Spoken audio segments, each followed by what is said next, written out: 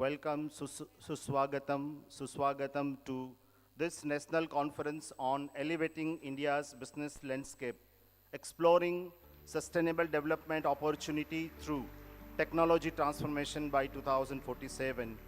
We have with us our Honorable Chairman Sri Vallabhbhai M. Patel and President Kadi Vidyalaya, Mr. S.B. Dangayat Sir, Dr. Rajul K. Gajjar, Mr. Sunil Parikh, Mr. Kamlesh Thakkar, Mr. S. Senthil Kumar Sir.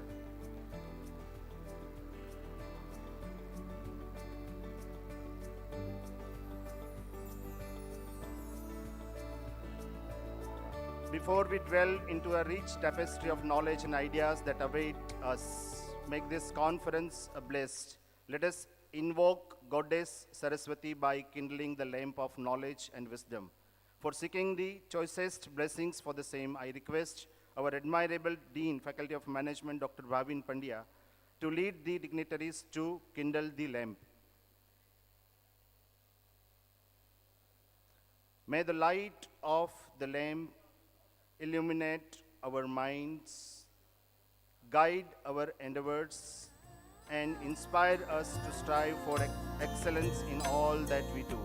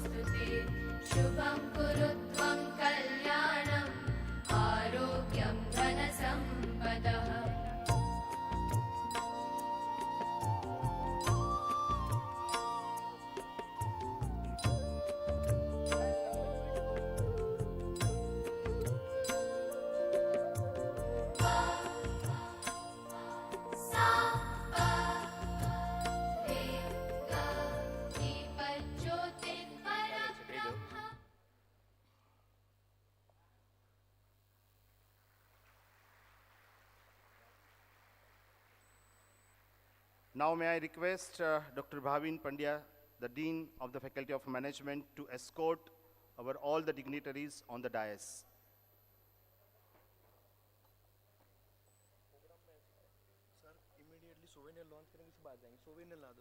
Vishwavidyalaya, an initiative of Sarva Vidyalaya Mandal, having legacy of 104 years, offers programs in engineering, management, computer studies, pharmacies, science, paramedical, education and commerce faculties at 25 different colleges spread across 4 lush green campuses at Kadi and Gandhinagar. For more information, visit www.ksv.ac.in. Kadi Sarva Vishwavidyalaya, an initiative of Sarva Vidyalaya Mandal, having legacy of 104 years, offers programs in engineering, management, computer studies, pharmacies, science, paramedical, education and commerce faculties at 25 different colleges spread across 4 lush green campuses at Kadi and Gandhinagar.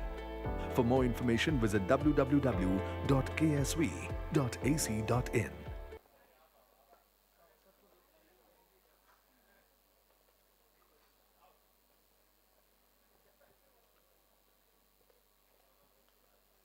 Good morning, ladies and gentlemen, once again, esteemed guests, delegates, and premier gathering of professionals and enthusiasts from across the nation. It is with great pleasure that I welcome you all to the National Conference on Elevating India's Business Landscape, Exploring Sustainable Development Opportunities Through Technology's Transformation by 2047, Transcendence XenZ. We are also associated with XenZ Bank. I request dignitaries from XenZ Bank to come on the dais and take their seat. Good morning to one and all. I heartily welcome you all at Transcendence XenZ, the national conference. We'll proceed the conference further, but due to some medical emergency, our Honorable Chairman, Shri Vallabhbhai M. Patel, President Kadi Sarva Vishwavidyalaya, Chairman Sarva Vidyalaya Kelani Mandal Kadi and Gandhinagar, he need to go for some medical emergency. So on our special request, he came here and will launch the souvenir of National Conference. Pandya sir will do the honor.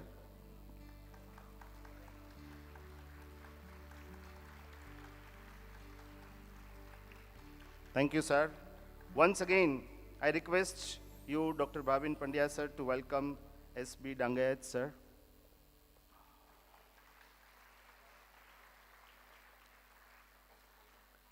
Again, sir, do the same honor to welcome our Dr. Rajul K. Gajjar, Vice Chancellor of GTU.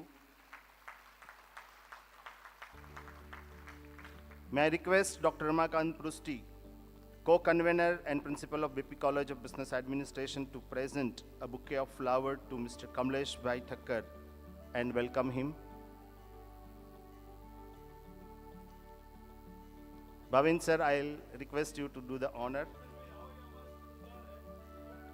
Kamlesh Bhai is the instrumental who has brought Euro Exim Bank, is a multinational bank and has been spreaded in 205 countries. So, thank you. We welcome you, Kamlesh Bhai sir. I would again request Bhavin sir to do the honor to welcome the Global Sales Head of Euro Exim Bank, Mr. S. Senthil Kumar sir.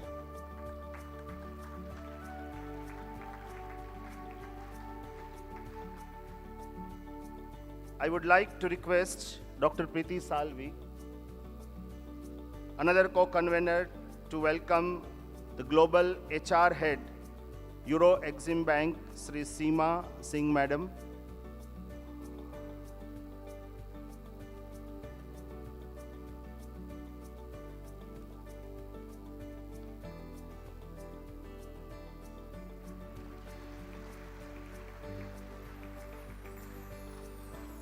Now may I request Dr. Sonu Gupta, another co-convener of National Conference, to welcome Sri Dr. Prasant Chilova, IAS, and Additional Industry Commissioner, Government of Gujarat.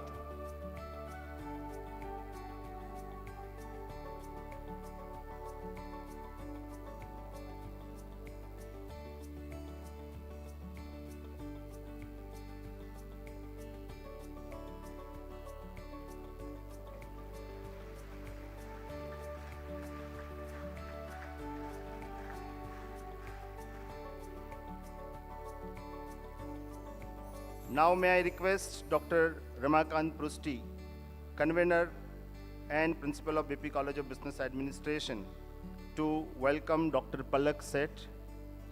Is not, yes. Mr. Babar Afzal.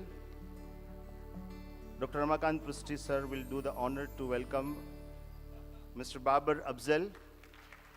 We are so fortunate and we will be having a so privileged to listen Mr. Babar Afzal in the plenary session. Sir, we'll wait for that. Thank you. Now, may I request Professor Parnika Jha to welcome Sri Sandeep Saha sir.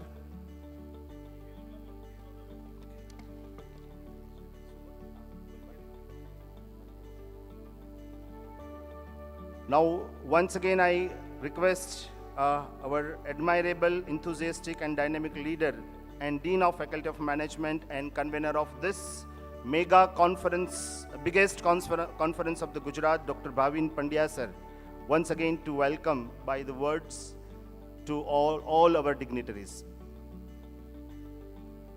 Thank you very much, Dr. Tanna. Good morning to all of you. I request you to stop the music for a while. Thank you very much. So once again, I welcome dignitaries on the dais, Shri Sunil Parekh sir, advisor, Jaidas Group, and curator also, World Economic Forum, AGS. And he is the person whom we all should look at and learn through his life. He is also, in his speech before he delivered, we'll have detailed introduction. Sri Dangayaji, Dr. Dangayaji also do a lot of work, and I believe he's a reservoir of idea. So we'll learn today a lot of things from him. Rajul Gajja ma'am, Vice Chancellor GTU. We have Additional Industry Commissioner Dr. Prashant Jilova. We have Mr. Babar Afzal, who is from Valley. And for Mr. Babar Afzal, as is probably coming first time in this kind of setup, he is a man from the Valley, J&K, and he's transforming life of 10 lakh shepherds in Jammu and Kashmir. We need to learn a lot from him, ex-McKinsey. He left all these things. I'll tell you the story in a later part of our introduction. We have Seema madam, whom many of you might have met yesterday she's head talent acquisitions, Exim Bank. We have Senthil sir, Senthil Kumarji, global sales head. We have Kamlesh Thakkarji, who is a key person in bringing Exim Bank to this conference. And he is a person who associated Kadi Vishwavidyalaya SVKM with Exim Bank. So thanks the dignitary on the dais. And let me brief you for next 5 minutes about the entire idea for this conference. A couple of months back, when Honorable Prime Minister invited the deans and vice chancellors, and he addressed entire country's governors and through the medium of governor, the vice chancellors, deans, and academicians.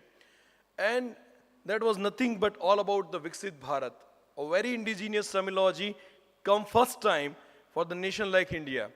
Every day probably we are talking a lot, and we are talking how India is going to change the shape and nurture its future.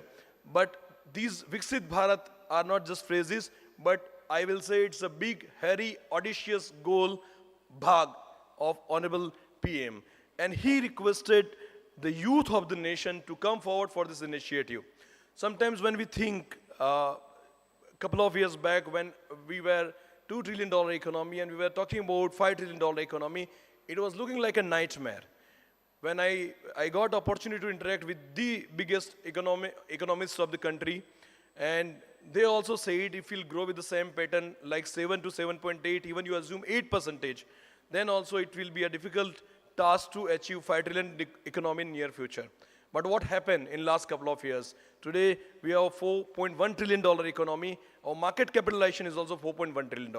So nobody could have ever gauged the impact of GDP in India to such an extent. And the recent quarter of 2024, Business Standard and Economic Times both have reported it has completely overruled the estimation of even Reserve Bank of India, and India grew at the meager 8.4% GDP. Have the claps for it, friends. Have the claps for you.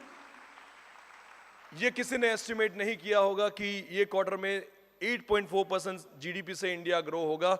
और जब हम बात कर रहे थे इन vibrant Gujarat also कि $5 trillion economy, हमने $5 trillion economy का सेशन हटा दिया क्योंकि $5 trillion by the end of 2025 we may be able to reach. So Viksit Bharat is nothing but its appeal of Honorable PM to the youth. Viksit Bharat is all about the sustainability. Viksit Bharat is all about the technology which encompass artificial intelligence, machine learning, blockchain, Internet of Things, robotic process automations, and many more in time to come. Recently, we have seen two such big things when Zuckerberg also, through his link, said that when you'll think, and before that, Elon Musk also came out with the brain implant chips. In our startups, we are also working on the technology called brain-computer interface. So it won't be, the days are not far when things will be controlled to the brain. Just you need to think and things will happen. This is a transformation. And before I conclude my speech, India was always a historical place in ancient civilization also. We had the Nalanda, Takshashila, and in Gujarat, our own Valbhi University, where they last for 1600 years. If you'll see 5th BC to even, if you'll say 16th century AD, this university lasts for more than 600 years. Nalanda, Takshashila, and even Valbhi, Vikramshila, and many other. So India has a rich heritage, and we were Viksit. If you'll see the graph of famous British economist Angus Madison, then up to 60 to 73, India and China was having the same GDP growth. Angus Madison has come out with the growth of 2003 years of the world GDP, and now the days are not far when India is going to become Viksit.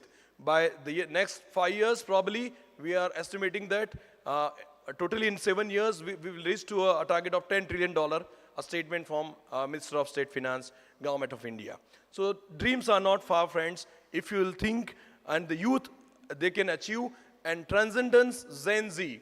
Today, everyone is called, this is a Gen Z, and Gen Z is doing this. ये generation Z है, वो ना किसी की सुनता है, ना किसी की मानता है, अपने खुद के रास्ते खुद डिसाइड करता है और अपनी राह खुद चुनता है. ये है Gen Z.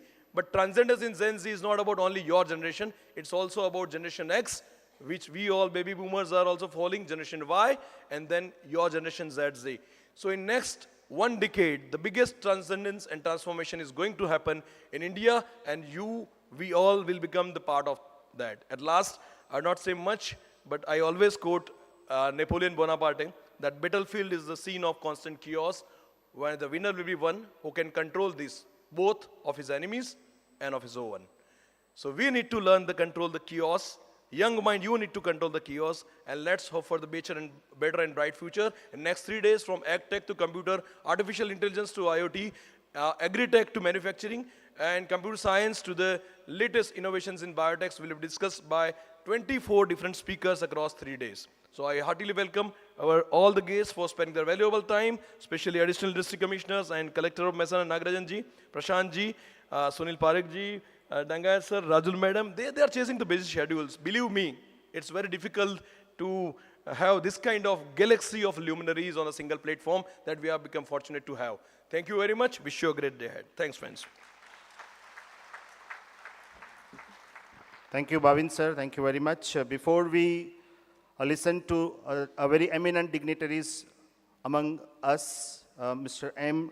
Nagarajan sir, I would request Dean Faculty of Management, Dr. Bhavin Pandya sir, to welcome Mr. Nagarajan sir with the bouquet of flower.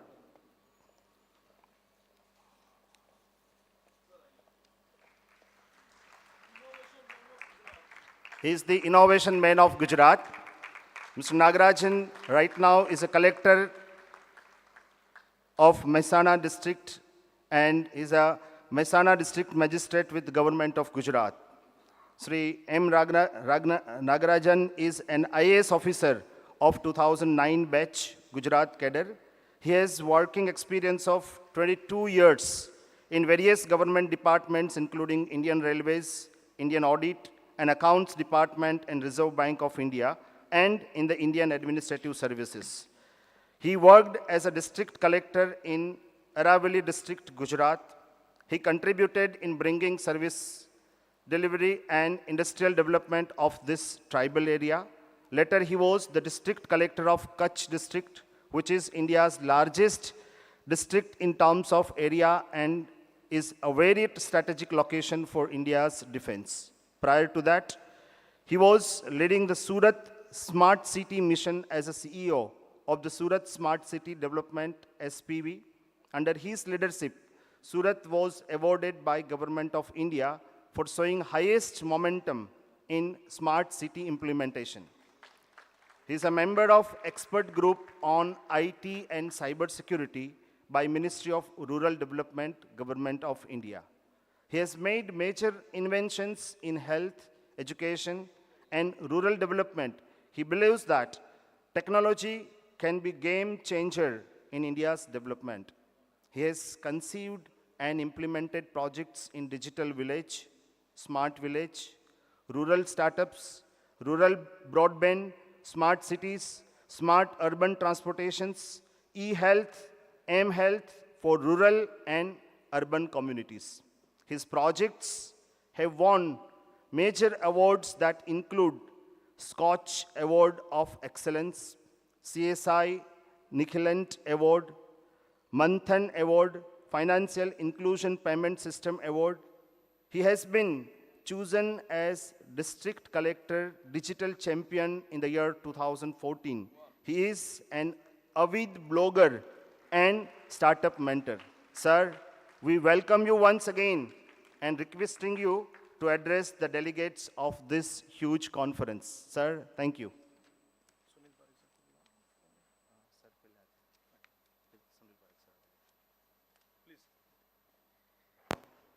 Very warm good morning to one and all present here.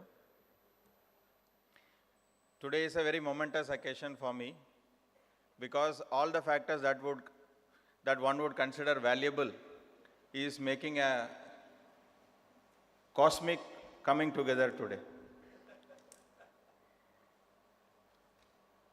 My favorite audience, that is the youth, the college students on whom India Vision 2047 rests. I got a chance to meet them.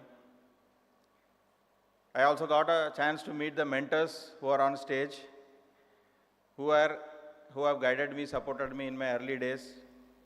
Dr. Rajul Gajar, Dr. Sunil Parekh, Dangayat Saab, and all that. So meeting them would have been difficult, thanks to this institution for bringing them all here. And we are also talking about impact of technology on business today. Business ultimate make a difference to the society.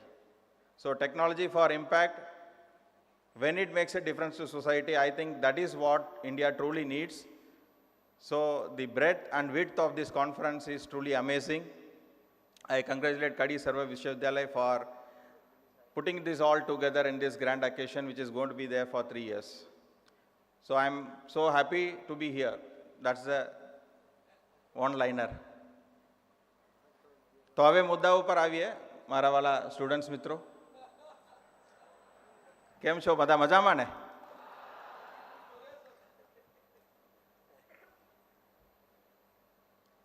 મારે તો 2-4 વાત કરવાની છે આપને જોડે. ગુજરાતીમાં એટલા માટે વાત કરું છું કે થોડી મજા વધારે આવે. વાત તો એ જ છે, અંગ્રેજીમાં કહો, હિન્દીમાં કહો કે ગુજરાતીમાં કહો, પણ ભવિષ્યનું ભારત જે નિર્માણ કરવાનું છે ને, આપણે આપણા કંધા ઉપર છીએ. આપણે એટલે તમારા ઉપર. 25 વર્ષ પહેલાં અમે બધા ત્યાં બેઠા હતા, ત્યારે વિચારતા હતા India vision 2020 doctor APJ Abdul કલામનું ચોપડી આવી હતી. એ વખતે મારું ઉંમર હતું લગભગ 20ની આજુબાજુ. તો હું વિચારતો હતો કે ખરેખર ઇન્ડિયા વિકસિત થશે. અને અત્યારે જેટલી પોઝિટિવિટી છે ને એ વખતે નથી. એટલે ડાઉટ આવતો હતું કે યાર મુશ્કેલ તો છે. પણ ધીમે ધીમે જ્યારે આપણે મહેનત કરતા થયા, સમાજમાં વિકાસ અને બધી જે ચેન્જીસ આપણે જોતા થયા, ખબર પડી કે આપણે ખરેખર ગાડી ઉપડી ગયું છે. પણ એમાં મારું રોલ શું હશે એવું એક હું વિચાર લઈને બેઠો હતો કે 20 યર્સમાં જ્યારે ઇન્ડિયા વિકસિત થશે, હું 2020માં એક મેગા સેલિબ્રેશન હશે.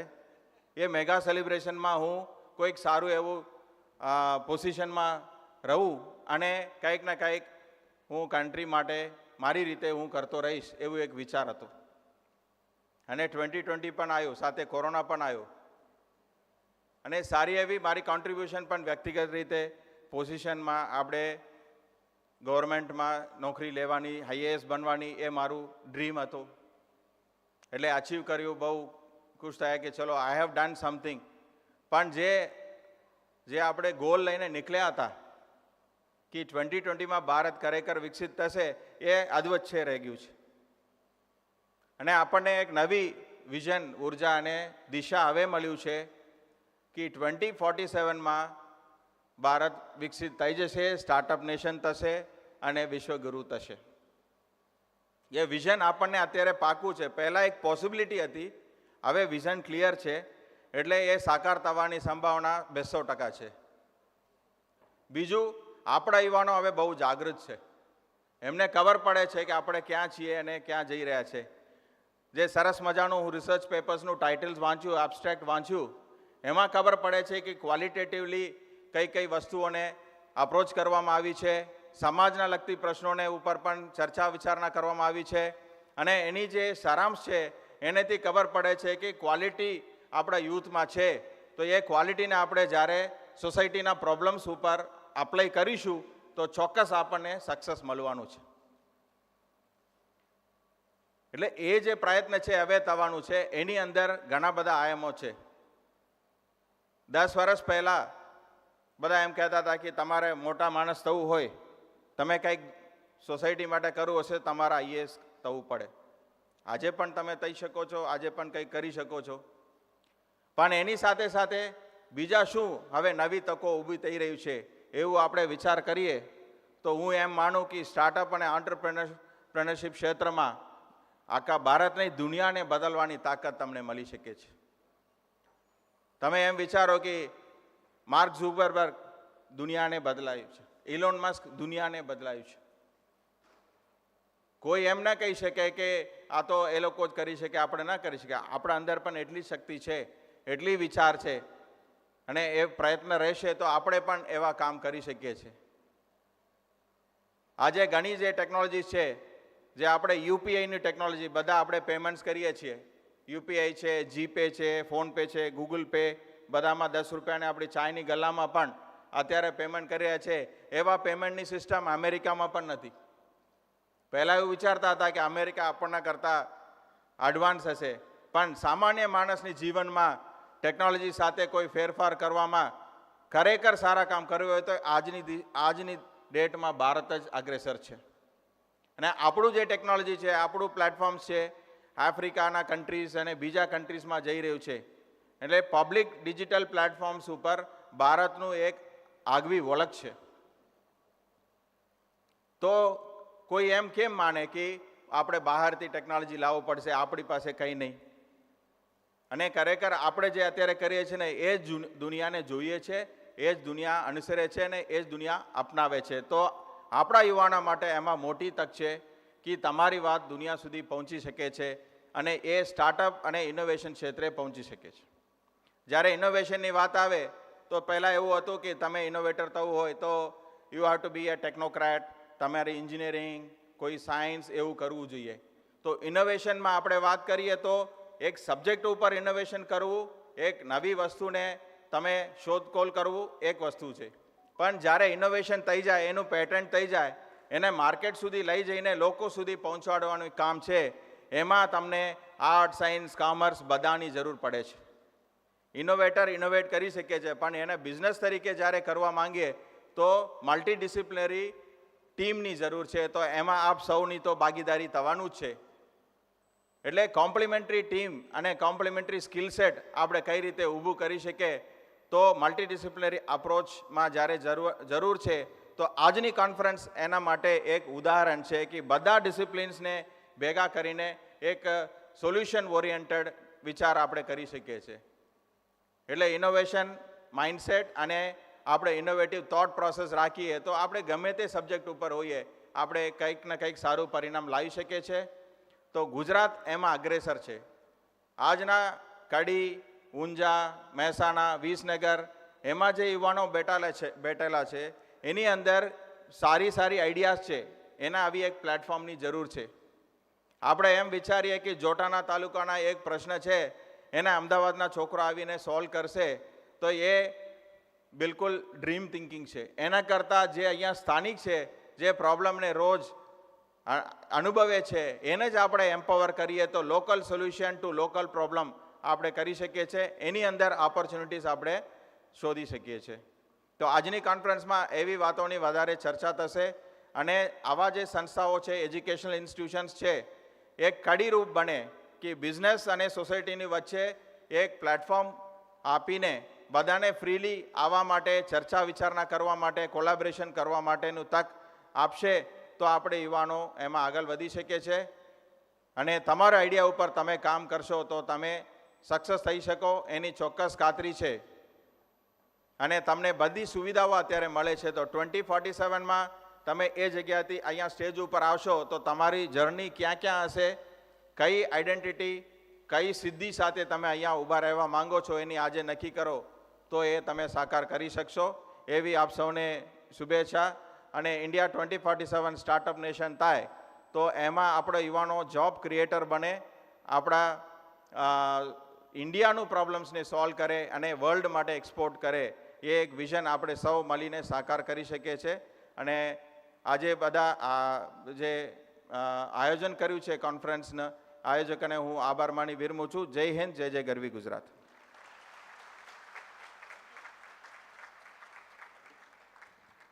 Thank you very much sir. બદલતી જતી ટેકનોલોજી સાથે આજના યુવાનને પણ બદલવાનું છે, તેમજ દેશ તેમજ દુનિયાને પણ બદલવાની છે. એ જ આપણી નેશનલ કોન્ફરન્સનો પણ થીમ છે, ટ્રાન્સેન્ડન્સ ઝેન્સ. એક વિશાળ ચેન્જ આપણે લાવવાનું છે. સર, ઇનોવેશન્સ એન્ડ સ્ટાર્ટઅપ માટે આપના દ્વારા આપેલી ટિપ્સ અને એમાં રહેલી અનેકવિધ તકો માટે આજના પધારેલા વિવિધ delegates, research scholars, student from various colleges, students participants from our Faculty of Management, Kadi Vidyalaya, will strive very hard to achieve all the opportunities. Thank you, sir. Thank you for your deliberation and your gracious presence and to grace this occasion. Thank you very much.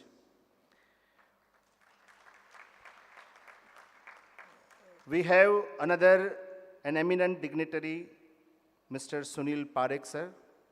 Mr. Sunil Parekh is a spoke sustainability at Zydus Group, strategic advisor and jubilant Bharatiya Group, associated with the World Economic Forum, WEF, Geneva as a founding curator, AGS. Having 48 years of work experience with corporates in India, Africa and the USA, he is a senior strategy advisor with Zydus Life Sciences Group and Jubilant Bharati Group and director in India's oldest VC firm GVFL Limited, iCreate and several startup incubators and angel funds. Co-founder, Tech Exchange India-UK Partnership for Startups in 2016. He has remained delegate and keynote speaker at the United Nations Framework Convention on Climate Change, UNFCCC Conference, COP27 at Egypt in the year of 2022, TEDx B20 S20 under G20 seminar, also an empaneled arbitrator and fellow of the Indian Council of Arbitration, ICA. Previously, he has been a consultant at ADB and is currently a member of several national industry associations like CII, FICCI, GCCI, AMA, IDMA, IAN, etc. He has been awarded a highest degree of DLIT, Doctorate of Literature in the year of 2023 by Karnavati University for Global Impact, Innovation and Leadership.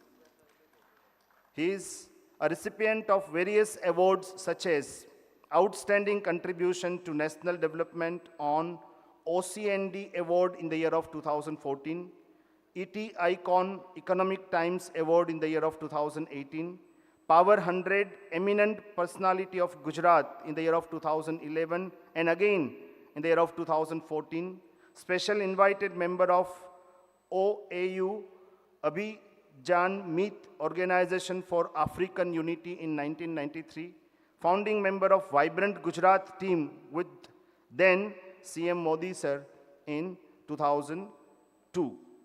Ladies and gentlemen, please give him a warm welcome with big round of applause for his keynote address. Sir, I request you to come forward.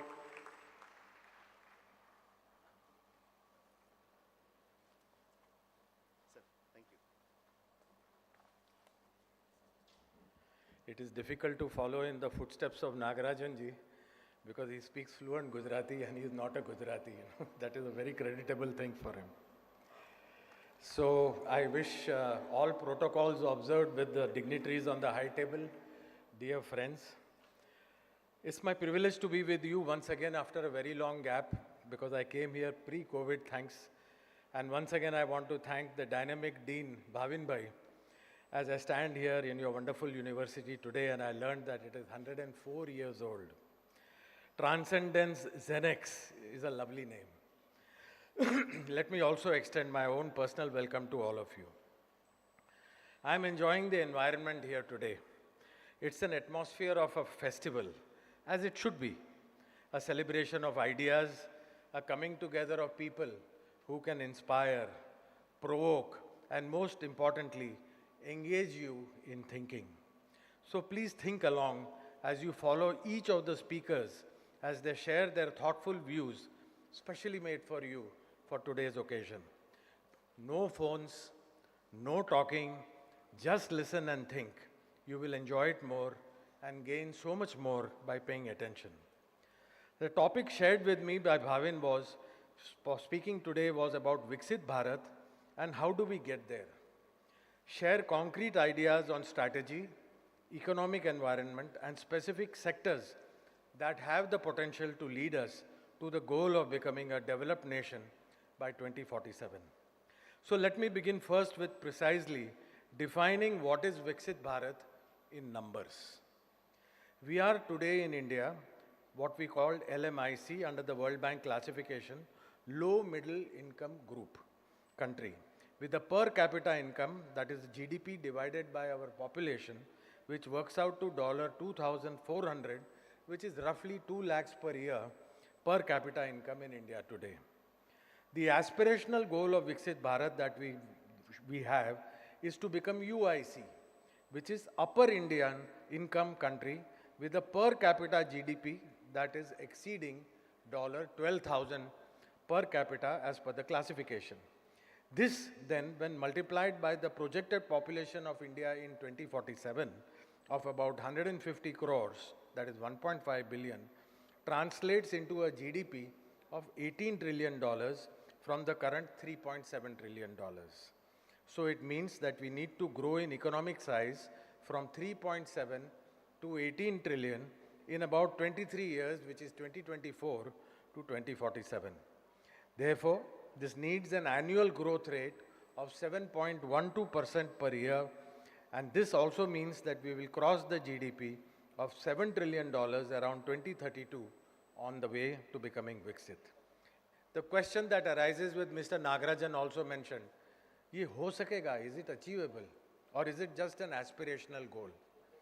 What have we actually achieved in, sorry, thank you, very thoughtful. What have we actually achieved in the last 23 years? How are we doing currently? And the answer to these questions are that when you analyze that 7% growth rate in India is easily achievable and the target of reaching $18 trillion is absolutely realistic. We have achieved this growth rate last year in spite of two conflicts going on in Ukraine and Gaza, and then again problems in the marine movement along the Red Sea routes, a major disruption in supply chains post-COVID, involving a major rise in prices of food, fuel, fertilizer, transportation. Besides, there are some 5 other conflicts going on in the world today, of which we don't read about in the papers. For example, what is happening in Myanmar, what is happening in Armenia, in Sudan, and of course the trade wars between China and the USA. So the point here is that in spite of such major disruptions in the world, India stands tall today with the highest growth rate of GDP in the category of trillion-plus economies in the world. And this is a matter of pride that so much of externalities are against us, and yet we have achieved it. So this gives us confidence. I'm sorry. We are on track on becoming the 3rd largest economy in the world after China and US. Please do remember that we were the biggest and the largest economy in the world 1,000 years ago in the world, followed by China, at a time when the US did not exist and Europe, laughingly, people were saying were sitting on trees in jungles. If you want to know what happened to India in between the 1,000 years, please reach the research book by Angus Madison, published in 2006, something that Bhavin also referred to it. And please buy this book in the library and keep it as an important history document. So friends, our time has come to rise and we will rise. Apun ka time bhi aayega, and you know the movie from which this phrase has come from. So the question is, will it happen by itself or will it need a set of some things to make it happen? And what are those things? We will need a multiple set of things based on our national requirement of creating 12 million jobs per year to absorb all the emerging youths and workers. The doubling of farmers' income through wise market-oriented crop and seed selection and infrastructure plus technology to support this development process. as well as the large specific industrial sectors that we have to focus on, where we have a comparative advantage globally to accelerate our economic development. So that is the framework of national development goals, which will help translate into the goals that we have set for ourselves to reach 18 trillion. What will this need? What do these goals get translated into action? These include the need for inclusive development, empowerment of our women and youth, sustainable approaches to economic development, achieving SDGs by 2033, Sustainable Development Goals that we have accepted in India, and climate goals as the principal approaches to both economic and social development policy. This involves a coordinated effort in governance on the macroeconomic side across sectors in achieving stable exchange rates, steady interest rates, managing inflation volatility, and sober fiscal deficits both by the state governments and the central government. In addition, we will need further market-oriented reforms, especially in land, urban sectors, and the big requirement of building relevant futuristic skills and training needs of a larger scale, of adequate global quality standards, and healthcare for all supported by Ayush, green energy for all in villages, districts, and cities, housing and social benefits for all. I am happy to report to you that not only the relevant policy but also action is taking place for achieving our medium-term goals across India. Several schemes are being implemented across the entire country, somewhere quickly and somewhere slowly, but it is happening in every state across the nation. Our current approach to accelerating industrial development, which is one of the principal pillars for reaching the 18 trillion goal, involves scaling up to global levels. Indian industry is still small compared to global levels. And I want to cite an example for you. The research and development budget of the largest world pharma company is more than the size of the pharma industry in India. So this is the scale at which we need to operate in order to become global players. And this is very important. And there are very many ways of doing it. We had MRTP for the first 20, 30 years of our since independence, which was monopoly trade restrictive practices, which did not allow our big companies to become giants. Everybody remained small as a result of that policy. Now, of course, we have changed it to Competition Commission, which actually helps companies to grow. And unless they abuse the dominance, they are allowed to grow to whatever size they want. And therefore, we have this hurdle today that we don't have companies of the size that USA and China have, because we had restrictive practices in the past in policy, which have gone today. So what is the new policy? Now, how do we play the catch-up of creating large-scale companies domestically? And the approach we have taken is that we are protecting them today. We are doing import bans of items which Indian companies are producing. We are raising import tariffs. We are export limits of raw materials so that it is used within the country. We are signing very few free trade agreements with aggressive countries like China. We are improving the ease of doing business ranking so that domestic industry within the country and FDI can be attracted. The lowering of corporate taxes to just 15% for all new investment is the lowest tax amongst investment destinations in the world. And special $45 billion incentive package called the PLI, the Production Linked Incentive Scheme, is a very innovative scheme that the more you produce, the more incentive you get, and that covers 13 critical sectors that we have in terms of where India wants to go. Another very big pillar of model of development of India is the massive expenditure on infrastructure that is taking place in India, whether it is roads, railways, waterways, new airports and seaports, green energy including hydrogen, EVs, solar, and electrification of all industrial requirements.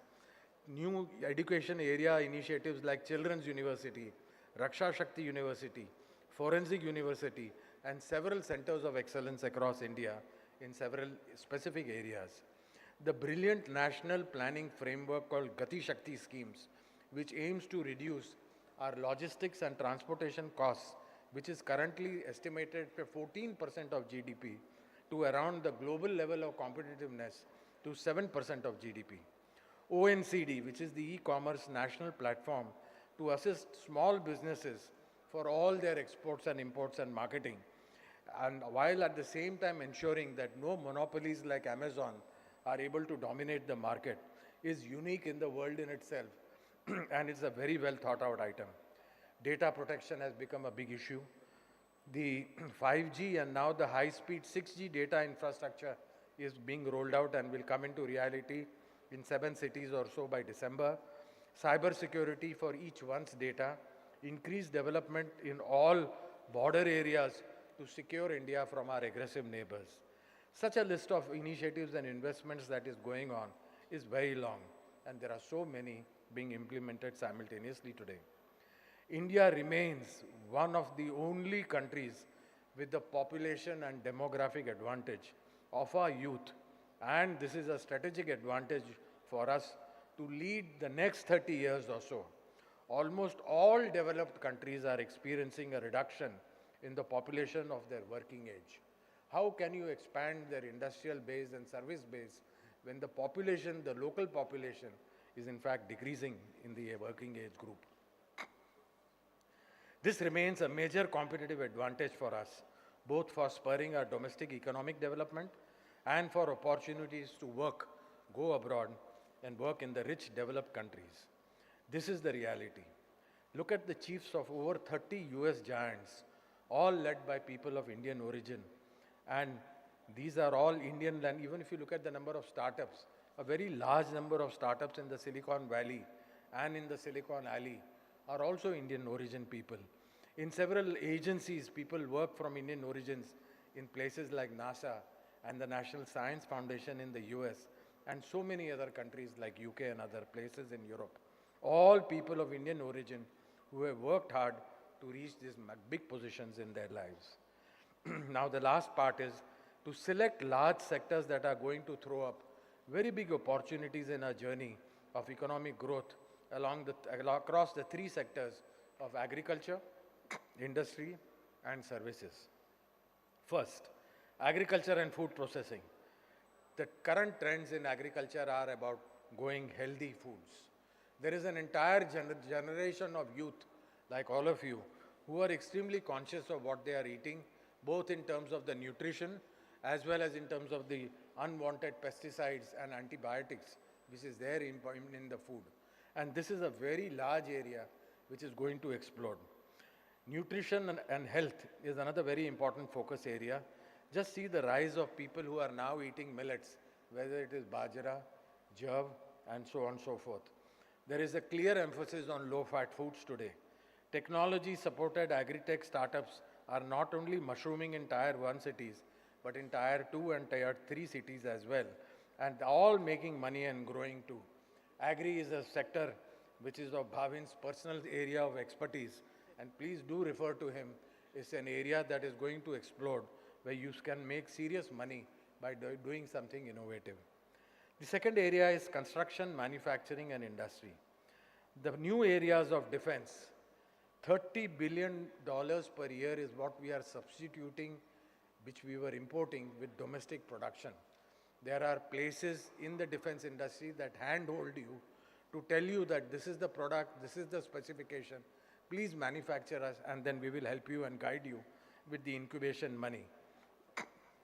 This one single area is very important. I think there are 2 universities in Gujarat who have taken this very seriously, both in the area of Navy and Army, who are creating 30 to 40 startups every year in the area of defense manufacturing to substitute what we have been importing for so many years. The second area is government procurement. Government procurement has passed a law. First of all, they made it very easy. I know at least 40 to 50 companies in Gujarat, including startups, who have supplied Government of India with their goods, and they have all received payment on time. No hanky-panky, no gadbad, everything works straight. And government has said that all order values less than 200 crores will all be procured domestically. Nothing will come from imports. And this has resulted in a domestic market overnight of another $15 to $20 billion, which is a very big opportunity for young people who really just have to develop very clearly where there is a huge market that exists. Many items are available for this, for goods and services for development, and it's an easy, low-hanging fruit. Third, traditional manufacturing sectors like chemicals, pharmaceuticals, auto sectors are all on a path of 18 to 12% growth per annum. Besides, production of green steel, green cement, green petrochemicals are all expanding as well. These are large sectors, and when they grow even at 10% per year, very large investments and jobs are being created. The fourth item under industry is the 13 PLI schemes that the government has launched, production-linked incentives. They are an extremely, very lucrative, good opportunity to look at some of the jobs that are being created by investors in this area. And I'm happy to report to you, in less than 10 years, where every mobile phone in India was imported, India has become a country which is exporting mobiles today, thanks to the PLI scheme. The fifth sector where Dangayach here is a master is waste to wealth. There is so much of waste in India. Almost 2/3 of the vegetables and fruits that we produce in India are wasted, which is more than the total quantity of fruits and vegetables that UK produces in the whole year. Now, there is waste at every corner, whether it is agri-waste, industrial waste, service waste, and so on and so forth. If you look at this area of waste, talk to a few expert people, and look at some of the literature and reports, thousands of projects are available where you can start small and develop very well. Now coming to the last sector, which is the services sector. I would like to mention the most important, easy, non-polluting sector, which is travel and tourism, Bhavin. This entire sector is experiencing a transformation away from the traditional hill station and religious tourism. Huge boom has started in nature tourism. People are seeking new experiences, willing to try new places, new formats, new foods, all in search of new things to do. And now there is a revival of heritage tourism. There is so much of handicrafts, and we have here Babar Afzal, who is also epitomizes this entire sector of artisanal goods and handicraft products and traditional art and culture. And this also has a huge place in the world. It's relatively small compared to the industrial exports, but in the world of tomorrow, where people are looking for authenticity and some good stories behind the products they want to buy, this is also a very big area for all of you youth to consider. The second point under services is entertainment industry. This is growing very rapidly. If you look at the OTT platforms like television, of TV, like Netflix, Amazon, and so on and so forth, you see new movies every week, coming in dozens, something that we have not seen in the theaters for so many decades. And there is a rising number of, another area is the rising number of children's channels that have come. Rising in local language content in scripts, music, and movies. A lot of people in all over India are seeing Malayali movies, but they are done very well, they are done very intelligently, and they appeal to a national audience. Writing is to seek understanding of lives through the stories of ordinary people is another genre that you see in various literature festivals. And all of the changes happening around us through personal stories like never before. Animation, books, and films have also become a very big area.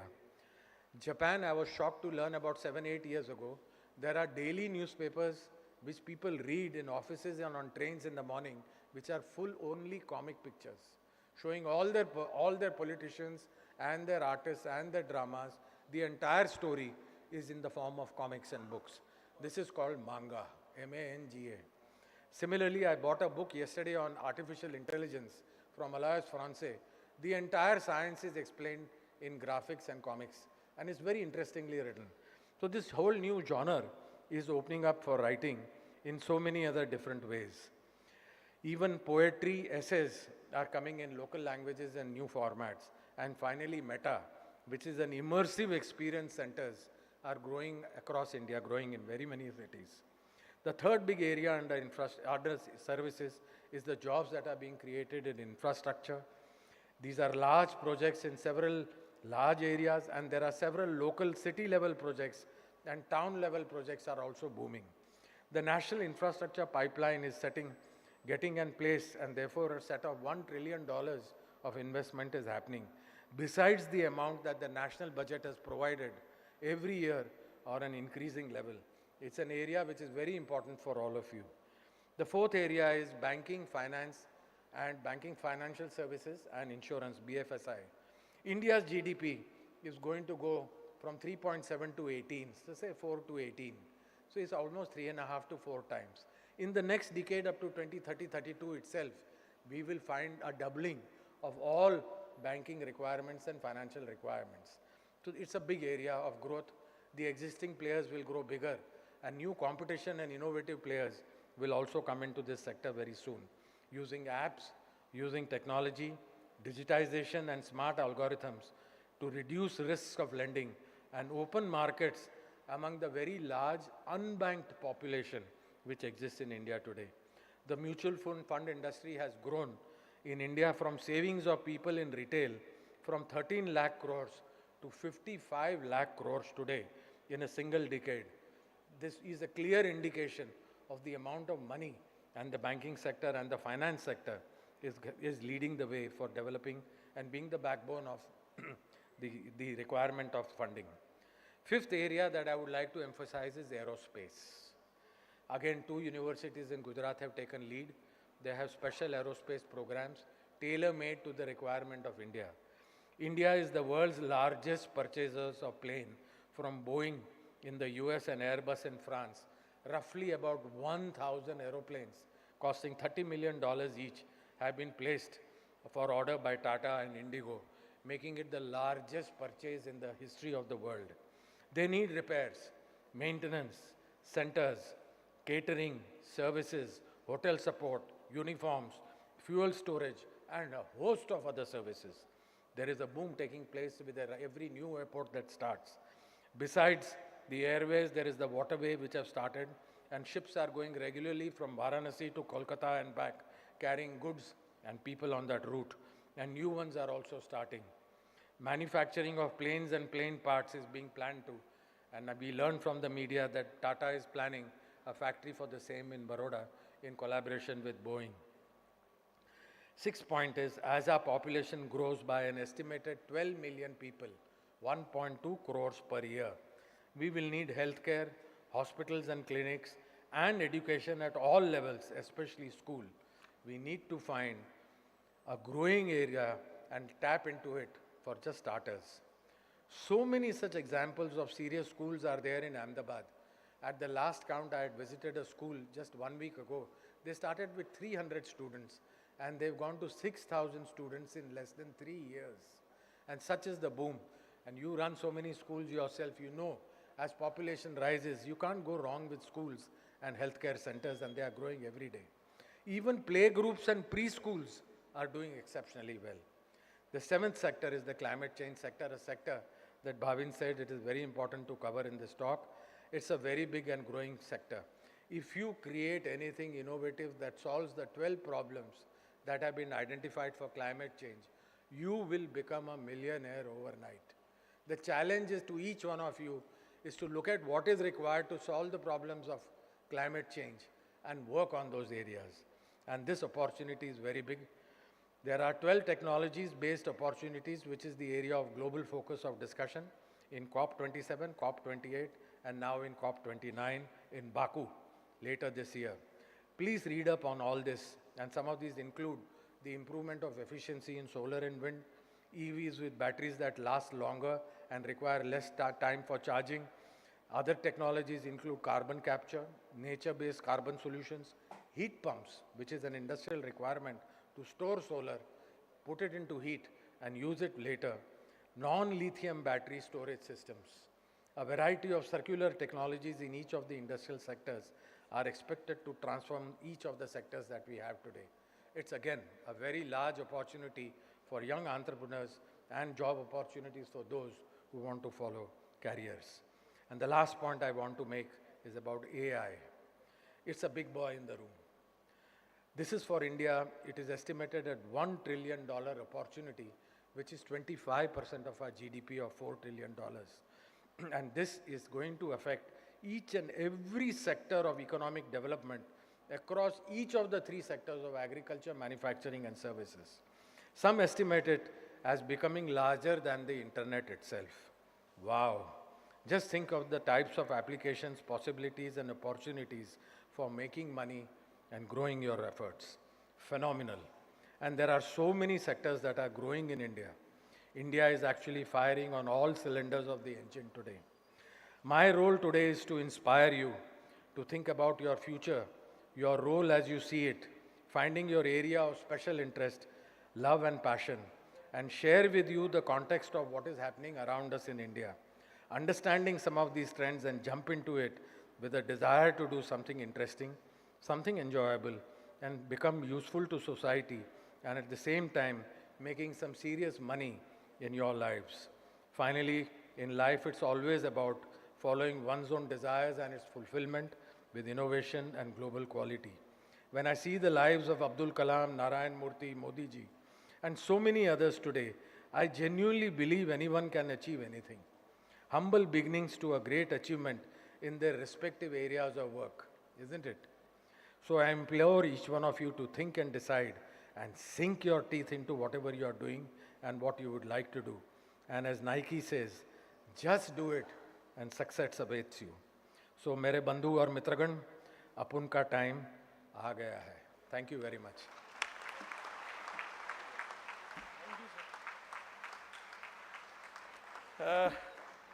Thank you, Dr. Sunil Parekh, sir. In spite of being in corporate for such a long durations and passing out IIT long back, he guided Jaidas, Jubilant and various corporate of India, and today we can say that in precisely he put a PhD thesis for the sectors which need further exploration and deliberation. So briefly describe that on a request of our additional industry commissioner and doctor by profession. He is MBBS, turn IAS. Prashant Jilowaji is here. I'll request the AV team to present his presentation. Thank you, Prashant ji, for providing this time with us.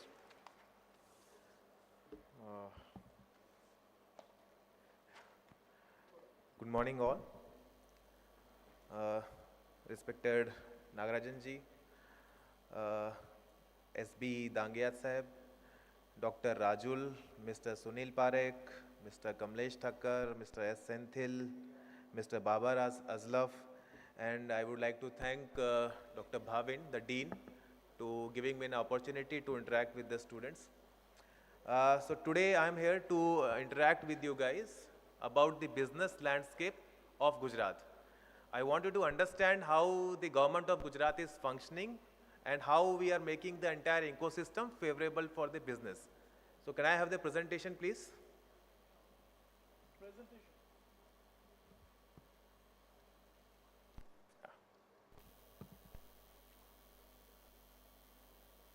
It would be better. They cannot just move. They can sit there and they cannot see the presentation. The guest. Side में करो. Side में करा दो. हाँ मतलब if it's possible. थोड़ा he wants कि भी आप लोग भी देख पाए तो side में. थोड़ा side में करते हैं तो ठीक है में करते हैं.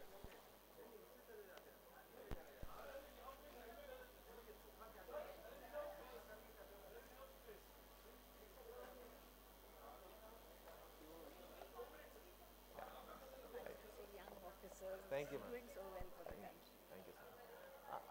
I wish if you could You just could go and sit there, na? Yeah, wherever you feel like. Yeah.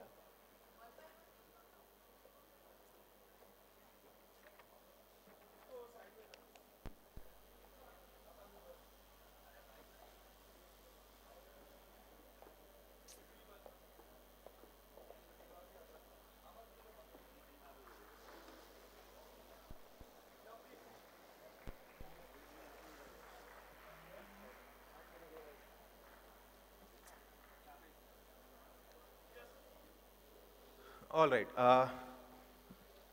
Next slide, please. Yeah. So, dear students, as you see, on the lines of vision of our Honorable Prime Minister to, become the Viksit Bharat by 2047, Gujarat is the first state to unveil its strategic roadmap for the vision Viksit Gujarat 2047. So our aim is that having a future where every citizen will be living well and earning well. As you know that Gujarat's share of GDP in national GDP is at present 8.4%.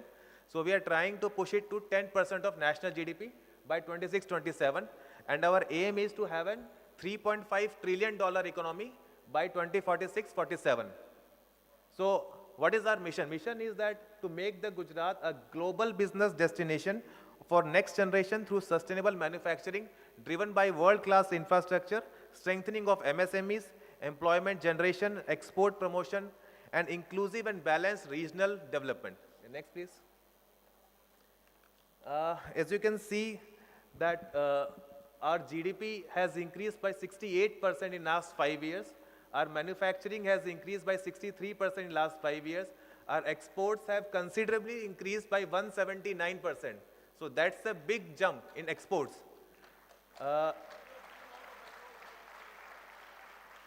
As you can see, the key factor of Gujarat state is that we are a manufacturer-driven state. So if you can see, the secondary sector contributes to 44.60. It is the highest in India. No other state contributes to this much from the manufacturing sector. So it's the big strength of Gujarat. Next. These are certain macroeconomic indicators. As you can see that we contribute to 88.4% of India's GDP. Our community FDI, which has come from 2000 to 2022, is $55 billion. And we contribute to 18% of India's industrial output with around 47,000 factories. Our share is 35.3% share of manufacturing sector in the state GSVA, and we have 33% share of India's total exports. We also have 1.6 million of MSMEs which are registered on Udyam registration. Next. Here you can see that we are first in many, like we are top achiever in ease of doing business ranking. We are top achievers in national startup ranking. We have first rank in good governance index. We are top performer in Niti Aayog state energy and climate index. We are top achiever in leads, that is logistic ease across different states. Next. So what are the key drivers for the growth in Gujarat? So we should understand all these factors which are the key drivers for the growth. So we'll discuss one by one. Next. First is enabling robust infrastructure. Next. So as you can see that Gujarat is having an extraordinary industrial ecosystem. We have very good availability of land, we have strategic location, we have abundant power supply. As you can see, 48.5 gigawatt we have power generation capacity, and notable thing is among this 48.5 gigawatt, 45% comes through renewable energy. Other thing is we have 2,700 kilometers of operational gas grid network. So the gas is basically supplied to all the industrial states. And we have statewide water grid through Narmada Canal network. We have 200 plus industrial estates and around 100 private industrial parks. One recently PM Mitra Textile Park has come up in Navsari in Vasi, and also a bulk drug park is upcoming in Jambusar in Bharuch, which will, the 8,000 crore of investment will come in that park. Another thing is we have India's first PCPIR. PCPIR is basically chemical petroleum investment region. It's in Dahej, and we also have Dholera SIR, we have Mandal Bechraji SIR.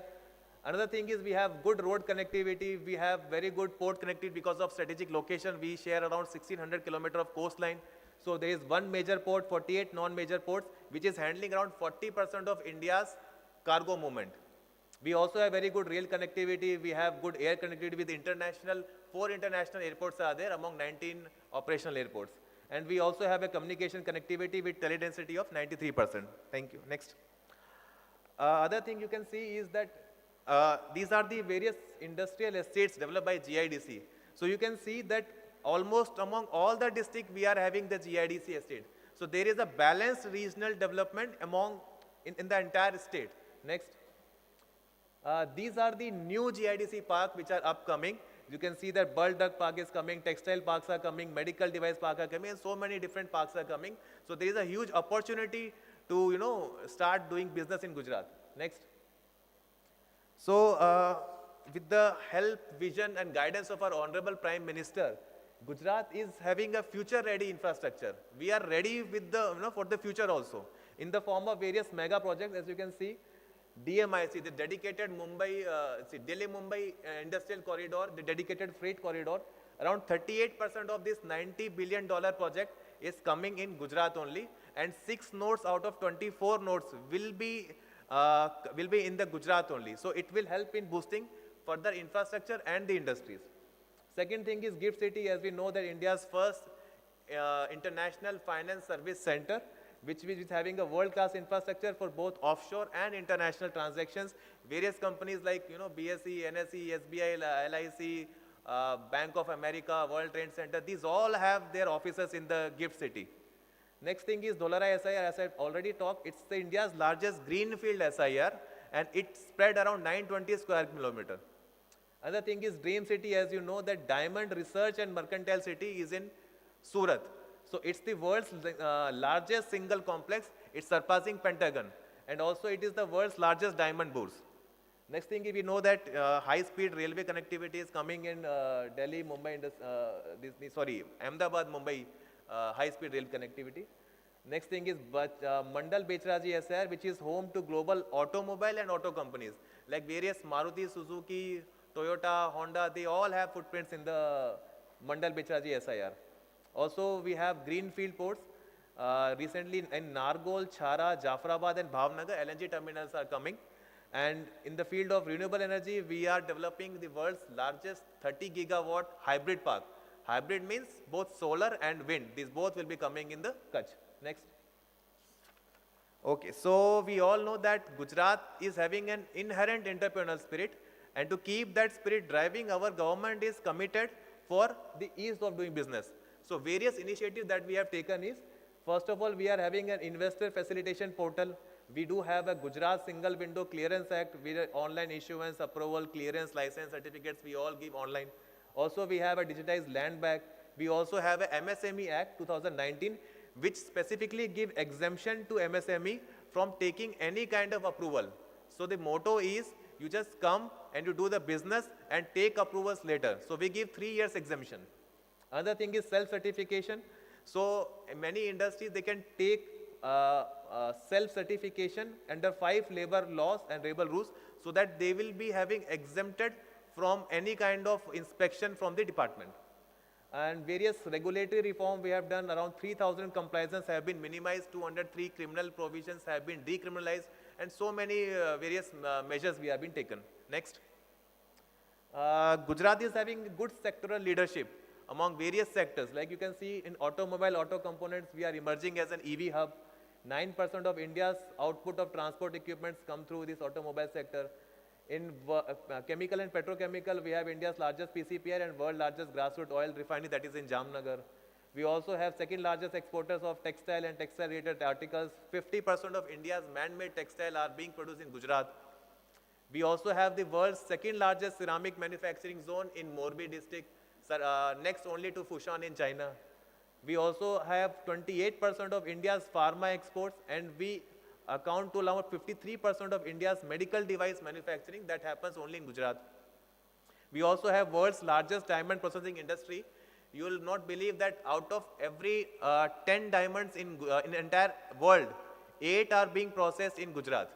So that's our Gujarat's strength. Next. We are having a special focus on MSME. As you know, the MSME is the backbone of industry.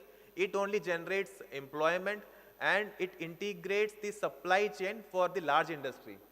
So we are having 16 lakh MSMEs, it's employment of 91 lakh, MSME facilitation desks, and all the schemes that we are providing incentive to MSMEs. Yes, next. We want to harness opportunities in certain iconic sectors, certain niche sectors which are upcoming. So as you can see in fintech, the financial services are fueling India's growth story, and Indian fintechs were the second most funded startup sector in India in 2022, and GIFT City offers several tax incentives such as direct, indirect tax and various other incentives.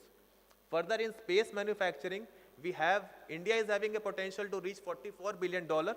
For this, we have Indian Space Policy 23 and Atmanirbhar Gujarat scheme, which helps in manufacturing of space related equipments. We also have an MOU with InSpace to set up a manufacturing hub for space equipments at the Sanand. Also, we are having a separate policy For semiconductor and ESDM, Government of India is also giving a product link incentive scheme. We give incentive for capital subsidy, we give land subsidy, we give power tariff subsidy, and so many other subsidies being given by Government of Gujarat for semiconductors and ESDM. Next. Green hydrogen, it's 40% of India's hydrogen demand by 2030 will be met through green hydrogen. So land policy is being developed to allocate around 2 lakh hectares of land for development of green hydrogen industries. So we are giving land on lease by 15,000 per hectare per annum. So to develop the green hydrogen sector. Also in the renewable energy, as I already mentioned, 50% of energy requirement is met through renewable energy, and also we are aiming to move from present 22 gigawatt to 100 gigawatt by 2030. Next. Policy driven approach. Gujarat government has always been very proactive, and we do a lot of comprehensive multiple stakeholder approach, and as per the need of the hour, as per the assessing the need of industry, we make policy. So many policies have come, like in recent past we have come up with the industrial policy in 2009, then 2015, then 2020, and now the Atmanirbhar Gujarat scheme 2022. So many policies are upcoming, and as per the need of the hour, we are making changes in our policies. Like you can see that Gujarat semiconductor, electronic policy, IT, ITS policy, and so many sector specific policies we are making to enable the industry to develop. Next. Promoting innovation and entrepreneurship. As you know, that startup ecosystem in Gujarat is very good. We already have 12,900 plus startup in Gujarat and 210 plus incubators with 320 plus mentors, 350 plus grassroots setups, 800 women-led startups. We have an iCreate, that is International Center for Entrepreneurship and Technology. We have iHub, and we have a scheme called Student Startup Innovation Policy, which help the students to innovate. So basically what we do is we identify, we nurture, we give mentorship, we give marketing assistance, we give assistance for product development, we give assistance for financing, so that to entire process, like the idea to develop the innovative idea from the budding stage till the business stage. So we are helping these startups. We also have GAVFL, that is Gujarat Venture Finance Limited, to support finances. Next. These are the specific schemes that we are giving for startups. Like we give seed support up to 30 lakh. We give sustenance allowance for like 20,000 per month for a year. We also give training in soft skills. For that we give 1 lakh per startup. We also give 10 lakh for the startups which are generating significant impact on society. We also promote acceleration program for mid-level pre-series A funding. This GVFL is giving finances, additional interest subsidy. For nodal institution, we give mentor assistance, we give reimbursement for 75% of expenses that have occurred for organizing any promotional events. Also for institution, we promote accelerated programs, so we give the matching contribution in conducting that acceleration program. Next. Skilling workforce and professional. As you know that we are in the process to develop the employable and the skilled workforce and professional. So we know that Gujarat is having so many prestigious academic institutions. We are focusing on emerging areas like AI, ML, drone, IoT and all. One thing that has come up is Kaushalya, that is Skill University, which basically focus on 6 types of courses including drones, computing, science, manufacturing and infrastructure. Having industrial tie-up to give exposure to the students and to tie up with their internship. Further, we have Center of Excellence like IAS, that is International Automobile Center of Excellence, that is the joint venture of Government of Gujarat and the Maruti Suzuki. Also, we have Center of Excellence for IoT at IIT Gandhinagar, for textile, Atira at Ahmedabad and Mantra at Surat. Also, 40% of India's pharma's contract research organization are based in Gujarat only. And also MSME Development Institute are present in Ahmedabad, Rajkot and Silvassa. Next. So under Atmanirbhar Gujarat scheme, we give a plethora of incentives to industries. These are the few incentives that we are giving, like capital subsidy, interest subsidy, net SGST reimbursement, capital input tax credit, EPF contribution, 100% exemption for electricity and so on. Next. Finally, I would love to say that it is also one of the, very close to my heart, that sustainable growth.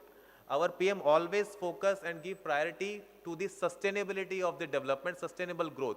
Even in G20 summit, the G20 declarations is giving a key focus over the sustainability of the growth. So Gujarat is having a dedicated climate change department since 2009. It is the only state which started back then in 2009, which focused basically on climate resilient growth. Our wind installed capacity is 10.9 gigawatt, our solar installed capacity is 10.1 gigawatt, our rooftop solar installed capacity is 2.8 gigawatt, which is highest in the India. So no other state in India is having this much installed solar roof capacity. So we are trying to move from 22 gigawatt to 100 gigawatt by 2030. Also, we are focusing on renewable energy park, as I've already mentioned, hybrid solar park. Hybrid park is coming in Kutch, and 5 gigawatt solar park is coming in Dholera. This green hydrogen manufacturing, we are giving push for this green hydrogen industry. And also, we are the only state in India which is having an emission trade scheme which is implemented in Ahmedabad and Surat. So, thank you so much. And I would like to extend my thank you to again Dr. Bhavin to giving me an opportunity to come and talk to you. So my only advice to your all students is think big, think innovative, and we are with you to support you in all the aspects wherever possible. Thank you so much.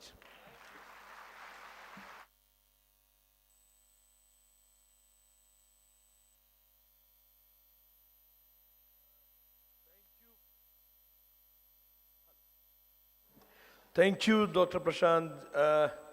Really, an MBBS turned IAS proved the entire ecosystem of Gujarat are vibrant. And let me honestly share with you, if MBA students, you all are making slides, for making 2 to 5 slides, we have to revise it, correct it, and make it more aesthetic. But such a wonderful work, first time I have seen on this platform from Dr. Prashant, and I'm very grateful to him for his efforts amid the board meeting, other commitments, and continuous traveling. Thank you. Give him a big round of applause. Thanks, Prashant Jilowaji. Thank you. Dr. Rajul Gajjar is Vice Chancellor of Gujarat Technological University, one of the largest university of the state.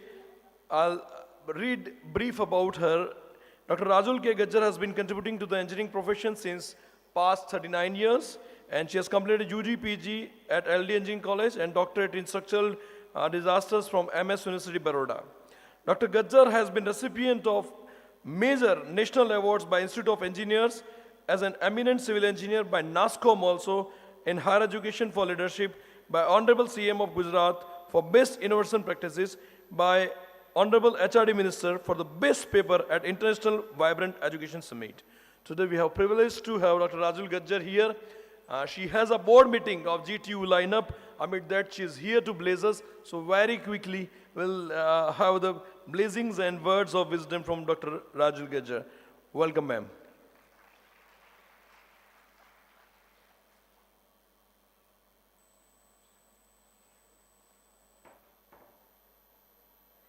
Thank you, Bhavin bhai. Thank you to all the students, all the faculty, all the experts who have spared their time and joined. I think that it's a great event for all to come together for a very, very trending topic on technology transformation for 2047.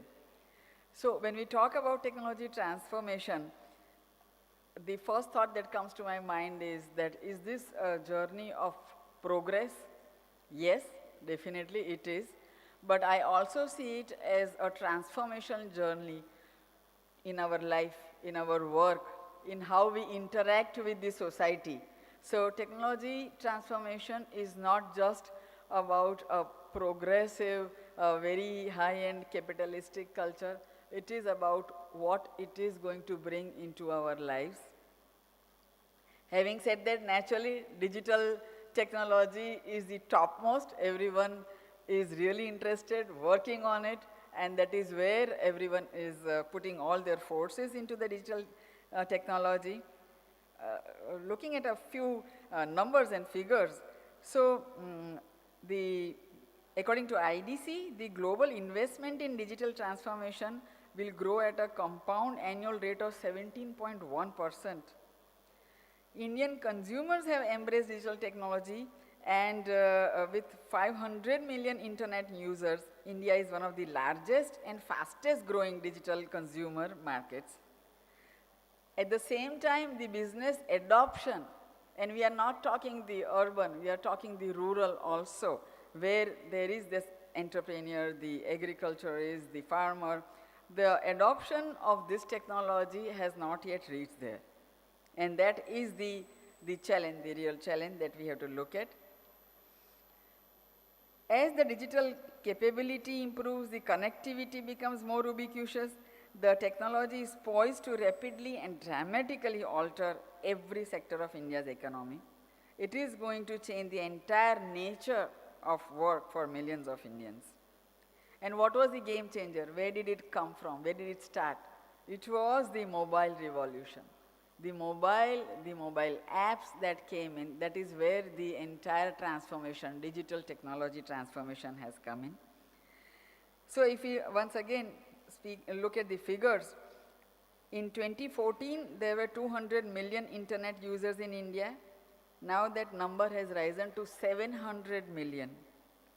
The price of data has dropped and the users have increased. So we are at a crossroads, where we have the highest data usage per capita and at the same time the lowest data cost in the world. So we are already poised onto it, and therefore, as I said, our life, our work and commerce have already been touched. They are already being revolutionized. Be it the consumer, be it the industry, whoever is there first is going to really take the advantage. Add to that the entire COVID pandemic, which once again pushed all the users towards not just consuming, it is about digital payments, it is about digital learning, distance learning. So the whole transformation was already initiated even before we realized, even before we didn't know whether the infrastructure was there in place. Where does India stand in all of this?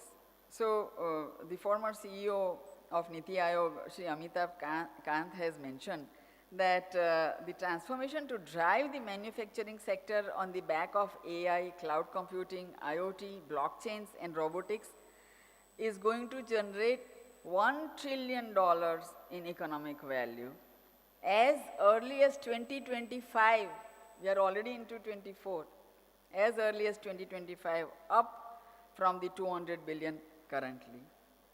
The digital global economy, which was worth 11.5 trillion in 2016, could now be worth 15 trillion. And that is where India is poised. As everyone knows, we are the third largest economy, and so we have the advantages. So let us look at our strengths, our challenges, and our opportunities. The strengths, the first largest strength is the largest consumer market. That is the strength. Diverse economy. You can look at the entire cross-section and you have the most diverse economy. Specifically to Gujarat, entrepreneurial spirit. When we talk about Viksit Bharat, Make in India, the entrepreneur that India is looking at is the entrepreneur of Gujarat.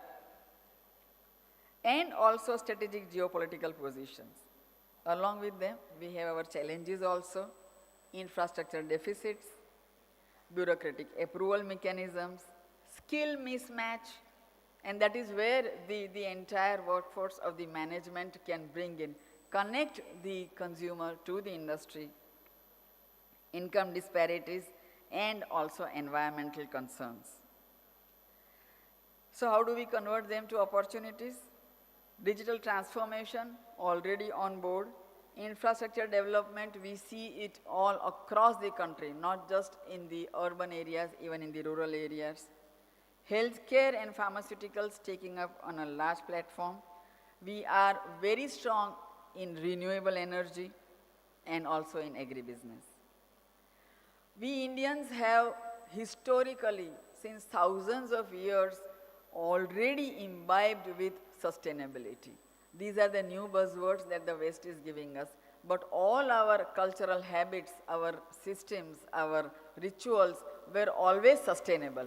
We never used plastic. There was always that cloth thela, very nicely embroidered by our grandmothers and mothers, we used to carry very proudly. And then came all the plastic. So sustainability is in our DNA. We just have to look inside, reinvent our own systems and culture to look at sustainability. Having said that, the digital technology transformation is also going to bring to the forefront some very, very real-time issues where we have to bridge the digital divide, we have to ensure the digital literacy. Everyone is good at using the mobile, but that is not just digital literacy. You have to be really, really smart. In fact, that is where all the cyber crimes are happening. So if we say that we are very skilled and we have the digital literacy, no, we don't. The best of the best IT experts have been victims of cyber crimes. So we have to safeguard all our data privacy and cyber security also. And therefore, we have to embrace the emerging technologies like artificial intelligence and automation in very, very crucial stages. And because it is going to impact all the job placements, all the social inequality, and we have to ensure that we will create an equitable society which has been empowered through the technologies. Apart from the digital technologies, we also have to look at many other emerging technologies. If the list is so long, but for the shortage of time, I'll just name a few. When we talk about efficient resource management, what is it that we are looking at? We need to really, really start using our resources such as energy, water, and raw materials very, very effectively, efficiently. That is where the entire technological transformation will be brought to use. Talking about renewable energy, we are already blessed with solar, wind, hydroelectric power. Advancements in solar panel already we are seeing. So once again, we have to make it accessible, affordable, reliable, and therefore reducing the dependence on the fossil fuels. Environmental monitoring and conservation. You talk, every country in the West is talking about bringing sustainability into all their projects. But that is not about the way we need to look at it. Carbon footprints, how do you transfer them is not the whole issue. The issue is you really, really need to monitor your environment. You need to know where the climate change is occurring and how to stop it. So that is where the technology is going to be really very useful, such as remote sensing, drones, satellite imagery facilities. All these technologies are the emerging technologies, very much useful when we talk about sustainability, we talk about digital transformations or technology transformations also.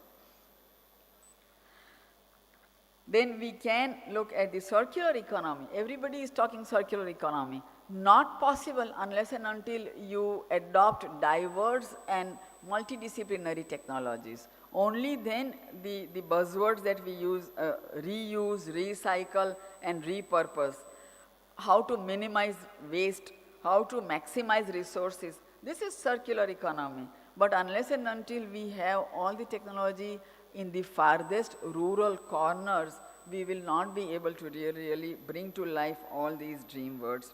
We are talking about smart cities and sustainable urban development, but along with that, we have to look at making all the essential and the basic services available to the farthest corners. And when I say services, I mean healthcare, education, energy, clean water. All these also need a lot of transformation to bridge their geographical and socio-economic barriers and the gaps. The list goes on and on, but this is just a list where we can talk about, we can look at how the technological transformation is already impacting our life, how we need to really know, learn, and use this technology for one single purpose. Keep in mind the sustainability, and definitely you have taken 10 steps forward towards Viksit Bharat at 2047. Thank you so much. Jai Hind.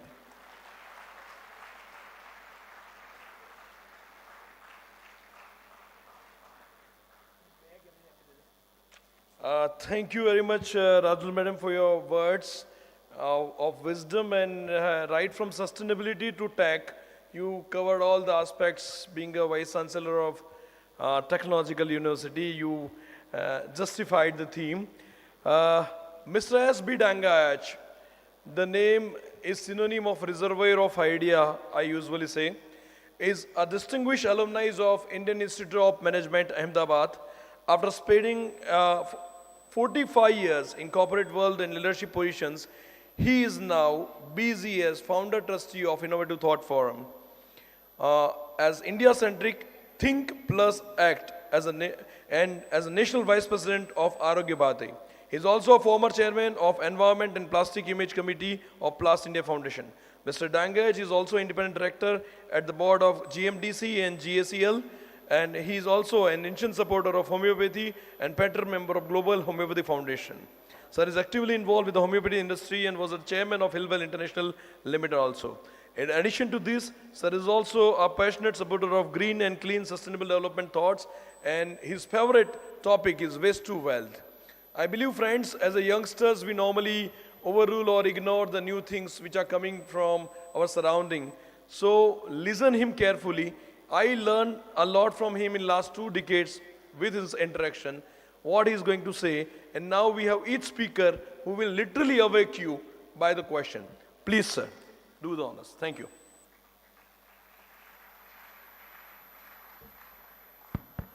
Thank you, Bhavin Bhai, all my friends who were on the dais, and all my student friends. It's indeed a delight to be here in Kadi. Firstly, because of the fact that I worked in Kalol, only 20 kilometers away from here, for almost 43 years. I headed a company called Syntex Industries Limited, which most of you may be familiar with. Well, I am very, very excited with the topic today, which is Transcendence, XenZ. And when you talk about transcendence, you cannot forget Mahesh Yogi, who gave the world the term transcendental meditation. Well, meditation was done by the people in different fashions and different manners, but it was Mahesh Yogi who gave the term transcendental meditation and made it probably popular all over the world. As a matter of fact, Mahesh Yogi is genuinely the first unicorn of India.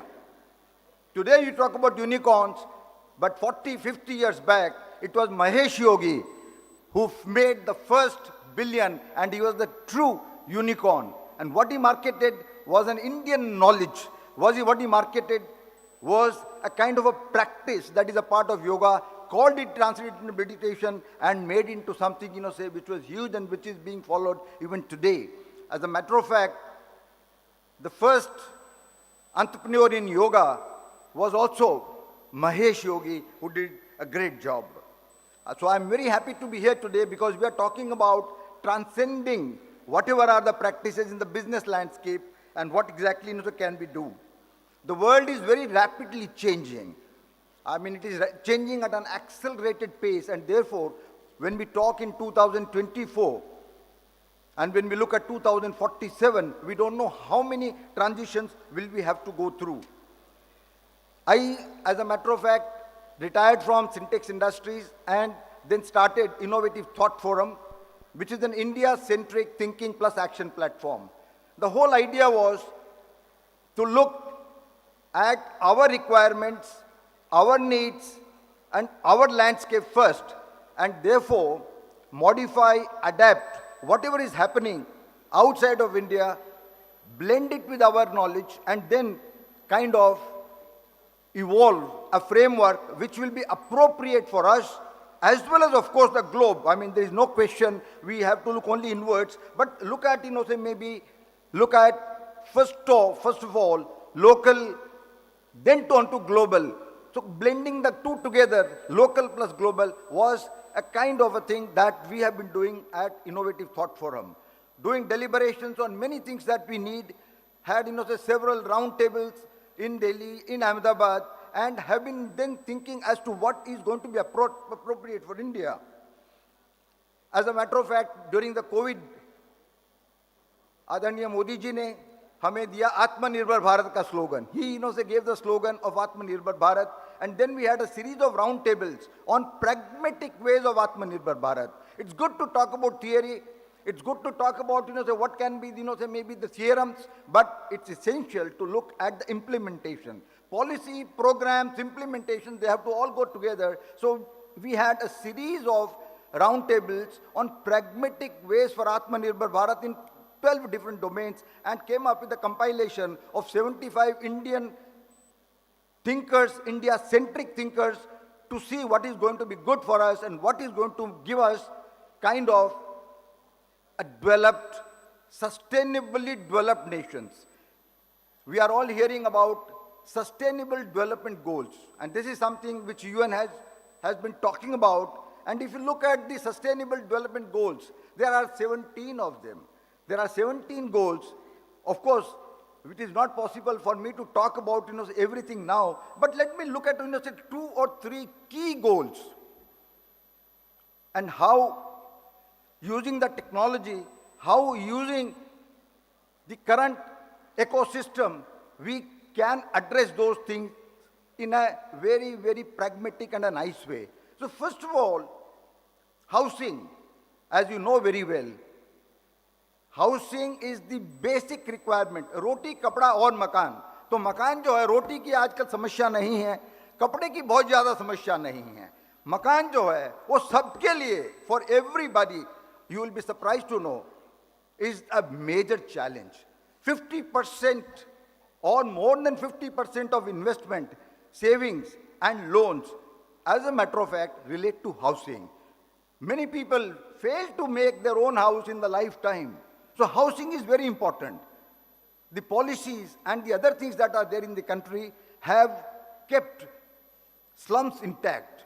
There are probably 2 crore families or 3 crore families which require house. The question is, how can we have slum-free India? Now this particular dream of our earlier government and now Modi ji can be realized if we use pragmatic ways. For making a house, for making any maybe establishment, land is supposed to be the greatest element. And as we know very well, land is being projected as a resource which is in short supply. Now this is something which all of us are told, whether it is Bombay or Ahmedabad or Bangalore, everywhere land shortage is supposed to be the key issue. Believe me or not, that is a great myth. And using the technology and using our current knowledge, we can very, very well say that the land requirement, for example, for making 4 crore houses does not exceed 20,000 hectares in the country. When you look at 20,000 hectares and look at the kind of land parcels, good land parcels, which are not being utilized for anything, and these land parcels are available with the churches, with the temples, with the trusts, with the industries, with, say, central public sector undertakings, with the state government undertakings. Believe me or not, we have got lakhs and millions of good lands on which we can create this kind of a thing and thereby move towards slum-free India in the next 5 years. If you are taking care of the housing, different business models can be made, financing models can be made. You as youngsters can come up with ideas that we can do this and that using XYZ technology, and we can probably address this the requirement very shortly. It can become a great move towards Viksit Bharat. Second thing that we require, and that I would like to address, is the health. आप माने या नहीं माने, health is the first requirement. Health and well being is the first requirement. हमारे जो है भारतवर्ष में ये कहा गया है कि 4 पुरुषार्थ हैं, धर्म, अर्थ, काम, मोक्ष. उनके भी पहले स्वास्थ्य पहले आता है. सो इट इज सेड, धर्मार्थ काम मोक्षाणाम आरोग्य मूलम उत्तमम. धर्म, अर्थ, काम, मोक्ष के पहले आपका स्वास्थ्य ज्यादा इंपॉर्टेंट है. Now in respect of health, if you go to see, we need to ensure that people are kept well, they are kept healthy, and if they fall ill, then they are given a proper treatment in a time-effective manner. Now, this particular thing is an important part of our, you may say, sustainable development goal. But believe me or not, India has got traditional knowledge which looked at health in totality. It looked at promotive, preventive, curative, rehabilitative and palliative parts. So Ayush jo hai, which is, our traditional medicinal and wellness systems compendium, that has to be combined with allopathy. We have to move away from allopathy alone to Ayush plus allopathy, Ayusha. Now this is something which we can do, and this has emerged from a variety of discussions that we have had. Third thing is the energy part, and when we look at the energy, we are, of course, aware about climate change, carbon footprint, and Rajulji made a mention about that in detail. Sunil Bhai also talked about, obviously, the green energy or low carbon energy. Our Honorable Prime Minister has done a wonderful job. He has taken the pioneering steps, because I personally think that he's probably the greenest. He's probably the most ecological thinker in the world. I remember Modi ji exhorting the urban planners around 15 years back here in Gandhinagar that why can't we think of making Gandhinagar the first solar city of the world. And his scheme of providing rooftop solar to 1 crore houses in the next 2 years is something amazing and laudable. Translate that into another kilowatts. Each house will have 3 kilowatts on an average. So when you're talking about 1 crore houses, you are talking about 30,000 megawatts of solar installation. And likewise, if you are having 2 crores, you will be adding 60,000 megawatts. But above all, please understand that technology has emerged now wherein we can be totally independent of the grid. If you are taking the solar, or if you are taking the wind, you are taking the biomass, you are taking the biogas together and blend that with battery energy storage system, we can have 24/7 power in our homes. And believe me or not, this is something that is bound to happen. So in these 3 sectors, I am saying, and I'm clearly seeing that we can have a sustainable development in the next 10 years, not even 25 years. I'm saying in next 10 years, we can certainly be on the path of having secured energy security, housing security, and health security. There are many other things that I would like to talk about, because I have been branded as a person who talks about waste to wealth. But let me tell you, we are supposed to be having 30 crore cows and buffaloes in the country. Believe me or not, only 1% of that gobar, only 1% of that gobar is converted into biogas. Only 1%. Imagine we start converting every kilo of gobar, every kilo of food waste, every kilo of kitchen waste into methane. Or you can call it biogas, methane-filled biogas. We will be solving a problem of global warming, green gas house emission, and at the same time, we will be getting organic fertilizer, which is a dream, believe me or not, from the angle of food security, from the angle of safe food, safe nutrition in the nation. So, we will be able to create a kind of an ecosystem which will be a lot more healthy by converting this particular organic waste. You look at construction and demolition waste. Only 2% of construction and demolition waste is today being recycled. We look at the plastics waste, we look at paper waste, everywhere. Huge opportunities are there. And last but not the least, I would like to talk about 2 things. We have got all kinds of wasted premises. We have got all kinds of wasted lab facilities. We have got the whole lot of wasted manpower. Try to use the technology to kind of offer it. I'm telling you, Uberization of laboratories, Uberization of wasted premises or surplus premises, Uberization of the manpower that is available for different services. Believe me or not, we will be able to create employment, we'll be able to create income, and we'll certainly be able to have a developed country's status in a very short time. During all my discussions, I would like to highlight only a few things that are plaguing, that are troubling us. And first of all is the resource use efficiency. Secondly, we need to look at the waste reduction, because waste reduction will mean there will be less burden on the entire ecosystem. So 4R, 5R, 3R, reduce, reuse, recycle, recreate, all those are buzzwords, but these are all doable. We can reduce, and there are practical examples. Government has been desiring, but as citizens and as, possibly netizens of this country, we are not doing enough. हम लोग नहीं कर रहे हैं. अगर आप देखेंगे, energy efficiency bureau काम कर रही है हमारे देश में पिछले 10-15 बरस से. पर एक दुख की बात यह है कि ग्रीन वॉशिंग के माध्यम से, ग्रीन वॉशिंग मतलब जो ग्रीन नहीं है उसको ग्रीन डिक्लेयर करके कई लोगों को सर्टिफिकेट मिल जाते हैं. And that is the reason why we are not able to move much towards energy efficiency. Water use efficiency वो तो उसके बाद की बात है, पर एनर्जी एफिशिएंसी ब्यूरो होने के बावजूद में इस तरह की हमें तकलीफें आ रही हैं. तो शॉर्ट में मैं इतना कहना चाहूँगा that we need to first of all take knowledge from everywhere. There is no harm in that. But eventually our approach should be India-centric. हम लोगों का हमारे लिए क्या जरूरी है, अच्छा क्या है, क्योंकि रिक्वायरमेंट जो है बहुत अलग अलग है. I am saying this from the angle that WHO, WTO, UNEP, all these organizations that are international organizations, they as a matter of fact work for somebody else. They work to another agenda. They don't have you at the center. They have somebody else at the center. हमारे पर ध्यान जो है उनका नहीं है, दूसरों पर ध्यान है, और दूसरों के ध्यान के अनुसार वो हमें प्रोग्राम देते हैं. वन हेल्थ प्रोग्राम दे दिया जिस तरह से WHO has given one health program and they say this is the way to a superior health or a better health.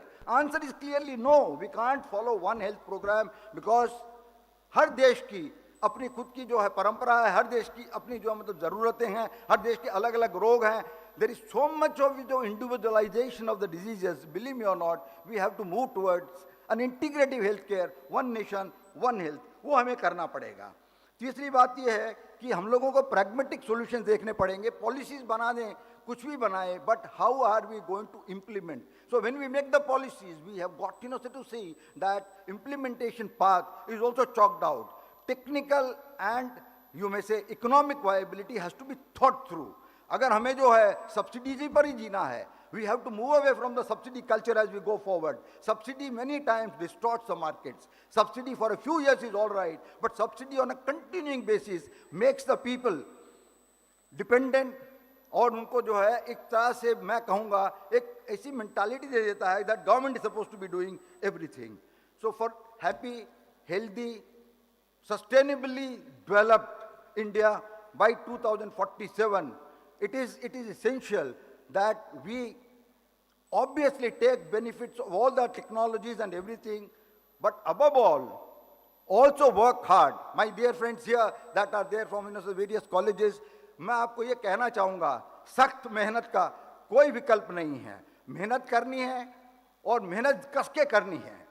सिर्फ जो है बातों से आगे आप नहीं बढ़ सकते. और इसीलिए मैं कह रहा हूँ कि अगर हमको 2047 में विकसित भारत देखना है, जो समर्थ है, जो सक्षम है, जो भव्य है और जो दिव्य है, तो हमें मेहनत करनी पड़ेगी. गवर्नमेंट ने जो है बहुत अच्छे मैं कहूँगा कि इंफ्रास्ट्रक्चरल पॉलिसीज बनाई हैं. Government has created, say the right, the base. Our leadership at this point of time is the most enlightened leadership and it has done a wonderful job. मेहनत हमें करनी है, काम हमें करना है, इनोवेटिव अपॉर्चुनिटीज हमें उठानी है और उसके बाद में इन अपॉर्चुनिटीज को बिजनेस में कन्वर्ट करना है. Business which is a win win business, जिसके अंदर शुद्ध लाभ की कल्पना नहीं हो, शून्य लाभ की कल्पना नहीं हो. शुद्ध लाभ मतलब the present capitalistic approach in which you always think of maximization of profit without caring for the environment. शुद्ध लाभ नहीं, शून्य लाभ नहीं, शुभ लाभ जो हमारी भारत की परंपरा है और जिसके अंदर हर एक की नजर रखी जाती है. एनवायरनमेंट का ख्याल रखा जाता है, इक्विटी का ख्याल रखा जाता है. We are not thinking about society at large, country at large, and yet we are making a surplus. That is the kind of Sanatan, that is the kind of an Indian philosophy, that is the way the world will have to go forward as we move towards 2047 Viksit Bharat. Namaskar, thank you.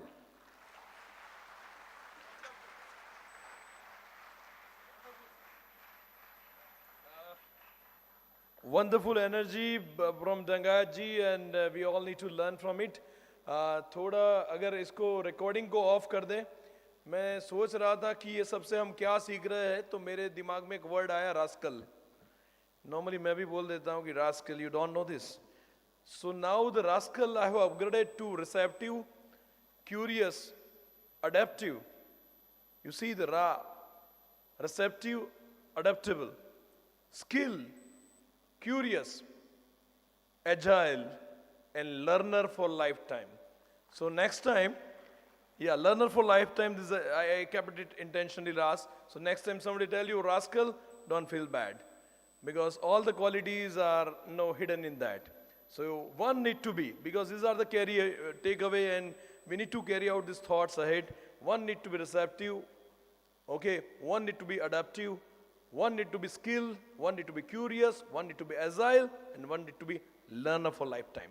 These are the lessons we'll carry today from all the speeches from the dignitaries and honkos and these luminaries. Amid that, we'll hurriedly invite our Sutradhar for this entire conference, Euro Exim Bank, having 52,000 employees across the globe doing business in more than 200 countries, and the Gujarat operations, and his state specialist, Mr. Kamlesh Thakkar.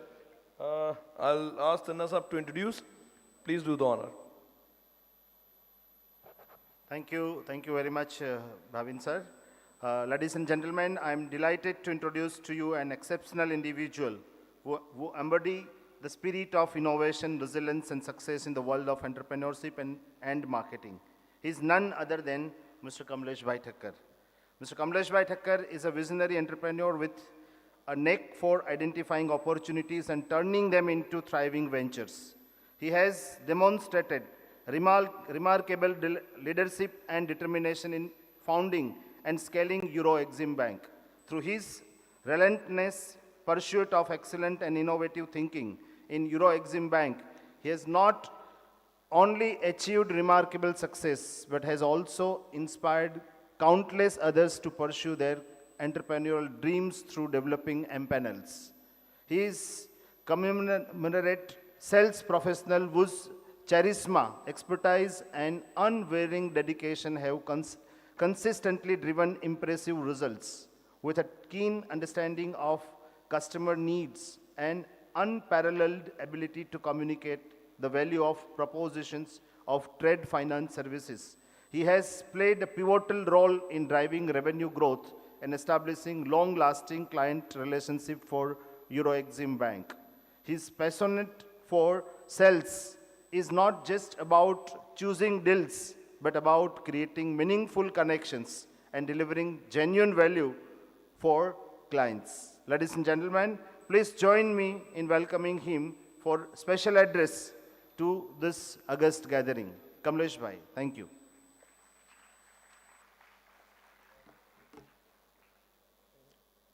Thank you, Dr. Tanna Sahab, for handing over the podium.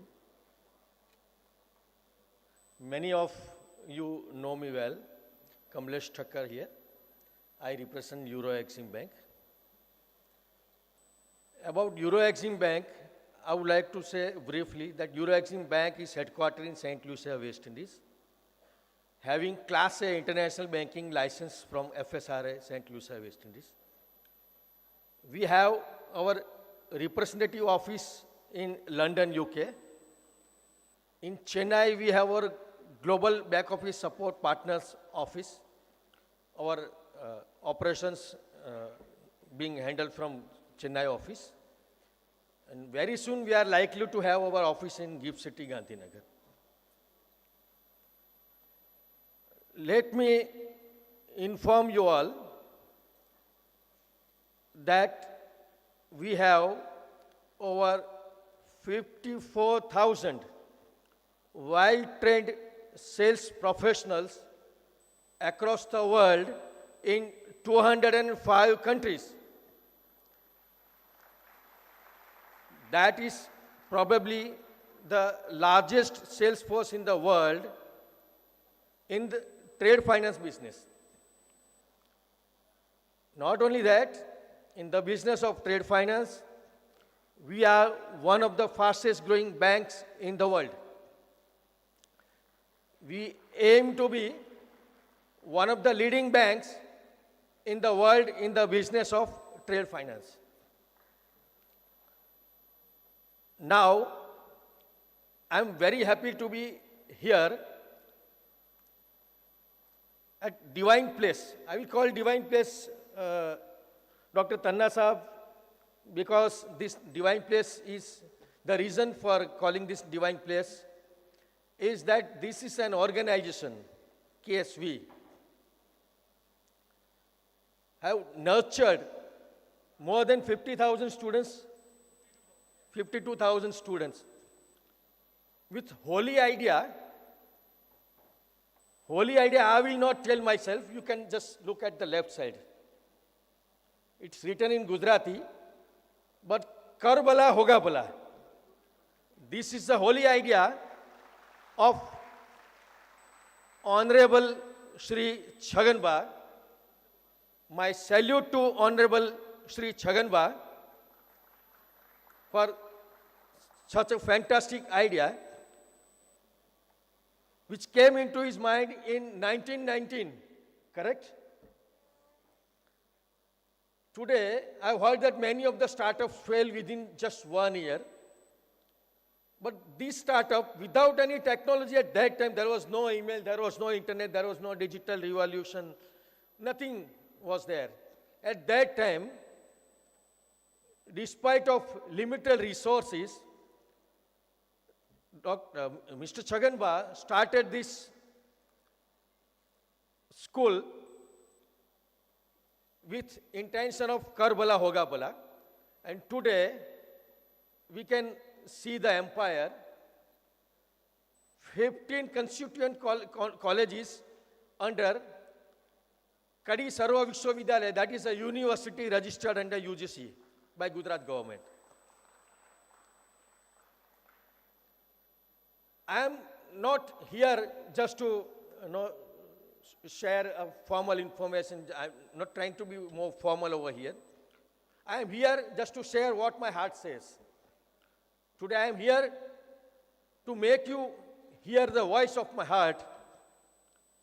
And my heart says that let's have synergy between KSV and Euro Exim Bank. By saying synergy, I mean to say that 1 plus 1, according to mathematics, it becomes 2. But from synergy point of view, 1 plus 1 becomes 11.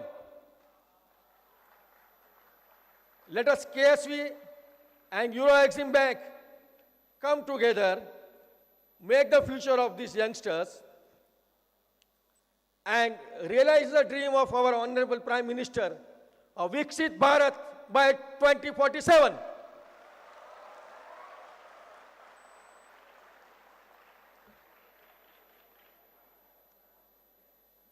So to create this, to produce this synergistic effect,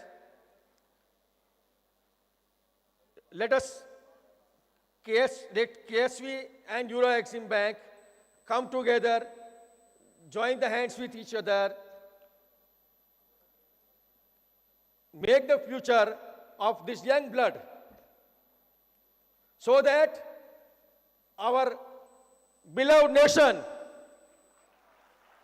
becomes Viksit Bharat by 2047.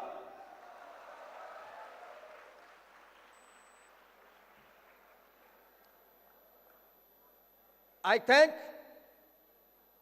Dr. Bhavin Pandya, Dr. Tanna Saab for giving me an opportunity to share my thoughts, to share what is coming out from my heart. So this is the voice of my heart.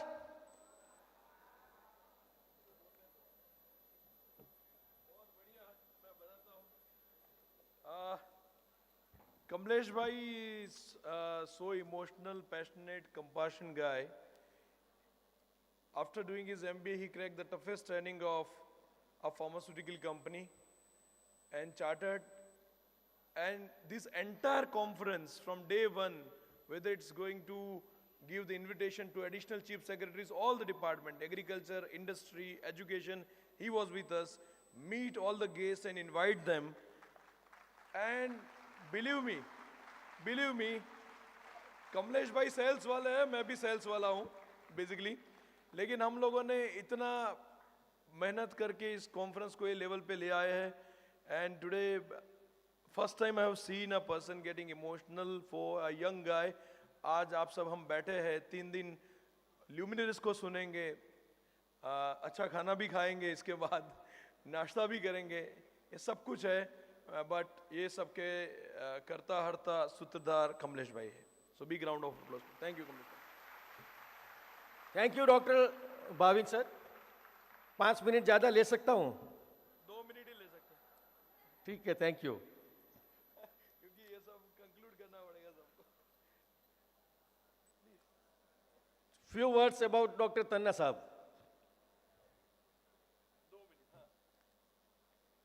Dr. Tanna Saab, something I talk in Gujarati or Hindi, if with your permission. Yeah.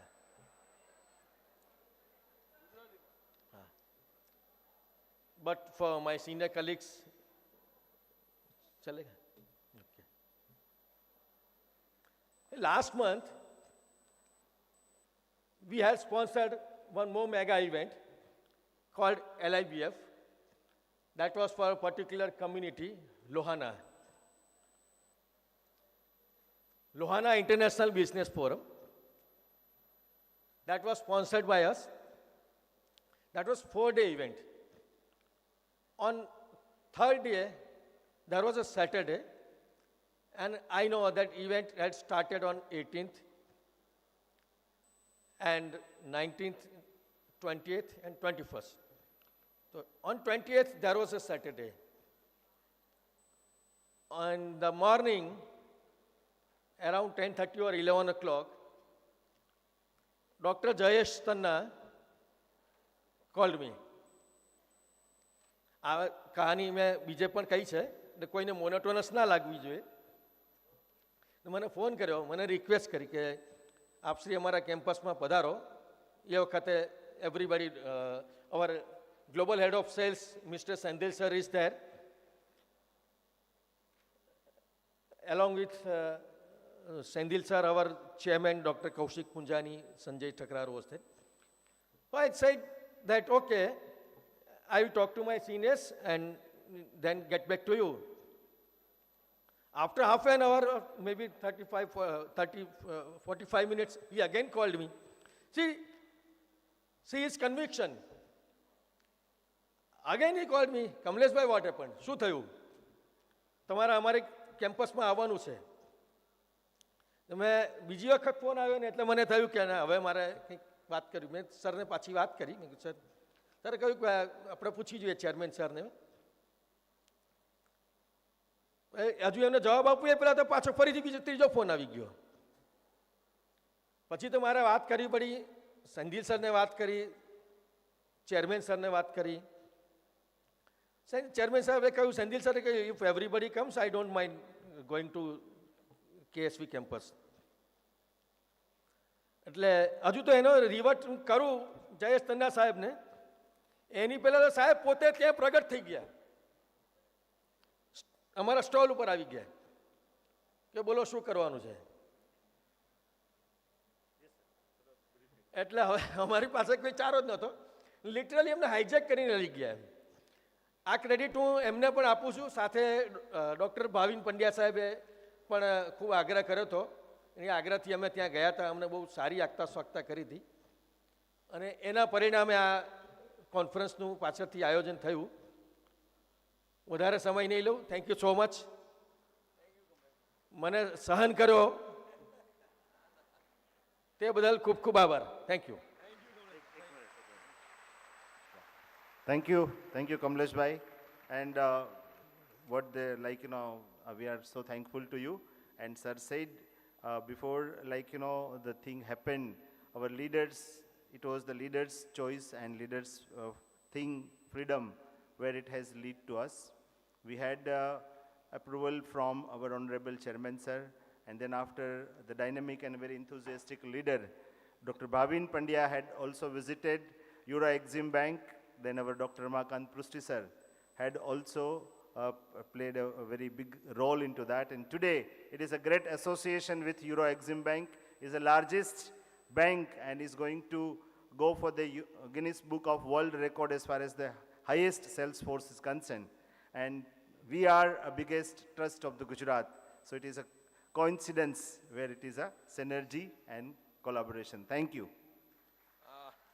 Thank you. On that note, from the morning, probably the young students are waiting a young guy, क्योंकि हम सब तो अभी 44 पे है, लेकिन एक इंसान यहाँ पे है जो वैली से है, जम्मू एंड कश्मीर से है, और उनके बारे में पढ़ूंगा. मैंने उनको वही बोला है कि ये क्या हो रहा है. Breaking the clutter, mister doctor Babar Afzal, founder of Pashmina God Project, sustainable luxury and tech startup, founder of Pashmina Blog, world's first blockchain Pashmina shawls, founder of Sustainable Pashmina Dialogue, global roundtable series across India, UK, USA, Middle East and Europe, founder the Real Pashmina, sustainable and luxury tech Pashmina brand.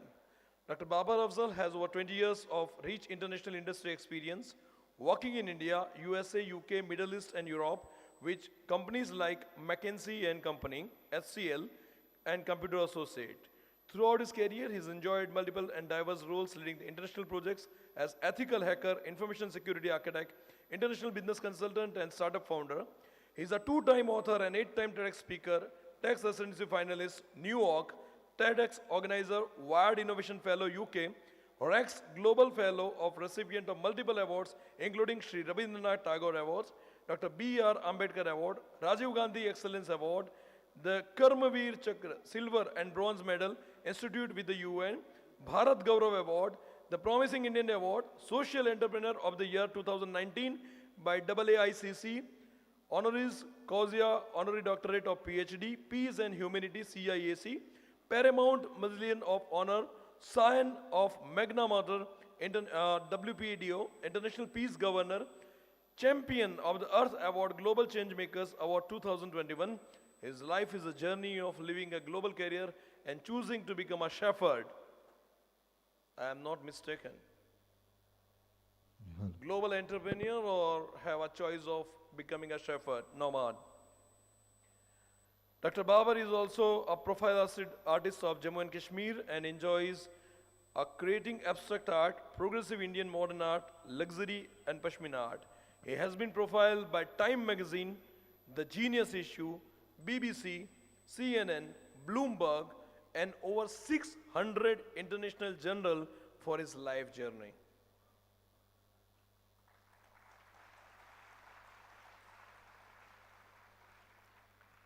इतना कुछ कैसे कर लिया वो पता नहीं मुझको, लेकिन आप सबको जगाने के लिए खास और सस्टेनेबिलिटी और हमारे ल्यूमिनरीज को मैंने रिक्वेस्ट की है.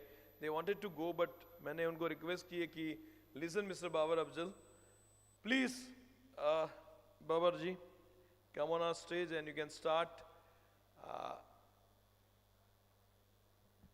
having excellent vocal qualities and a good friend almost for couple of years. तो हमेशा वैली की अपडेट्स उनसे मैं लेता रहा, गुजरात में क्या होता वो देता रहा, और इस बीच में उनको हम यहाँ लेके ही आए. Stage is all yours. Thank you, officer. They will play a video first. Good afternoon, everyone. एक वीडियो दिखाते हैं आपको. शॉर्ट में आपको कहानी समझ आ जाएगी. वो कहानी समझ आ गई, उसके बाद मैं बात करूंगा. Please ma'am.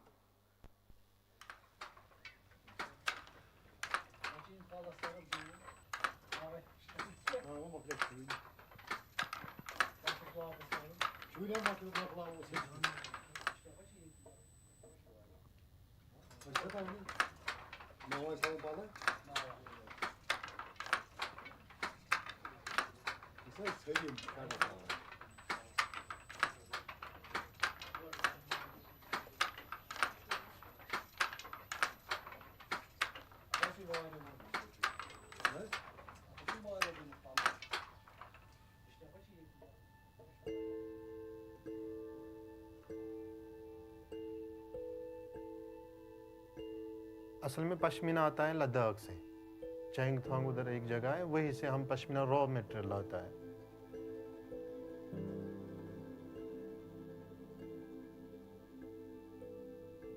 जो हम ये कहानी बनाते हैं उसमें हम वो छोटे छोटे स्टिक्स यूज़ करते हैं, इसको हम अपनी भाषा कश्मीरी में बोलते हैं तुझ।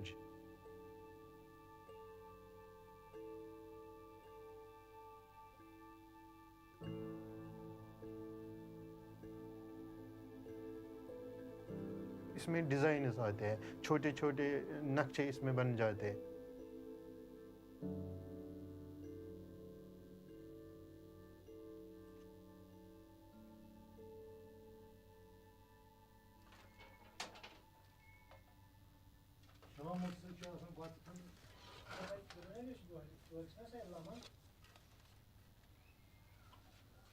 जब कोई डिज़ाइन लेता है तो वो देखता है कि इस डिज़ाइन में हम महीने में या 2 महीने में, कभी कभी 3 साल भी लग जाते हैं एक शाल को बनाने में।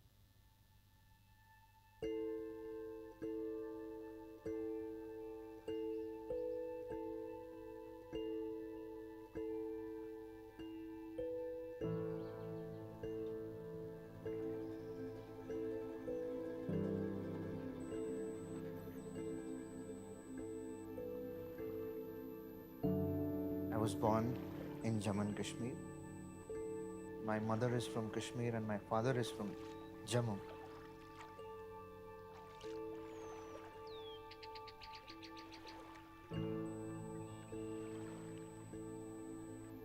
A few years ago, I was living in Silicon Valley and working as an ethical hacker.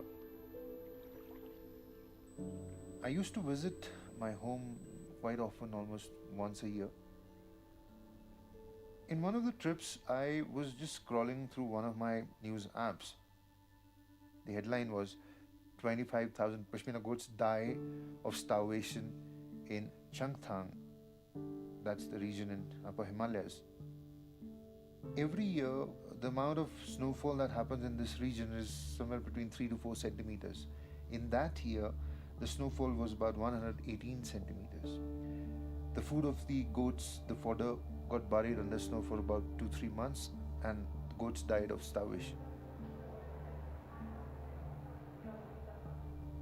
As a child, I remember I used to play with the goats, and on the other side, globally, I was getting sensitized about climate change.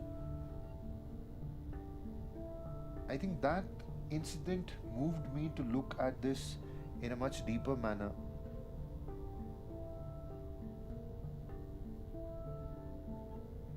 I joined a group of nomads in Pahalgam.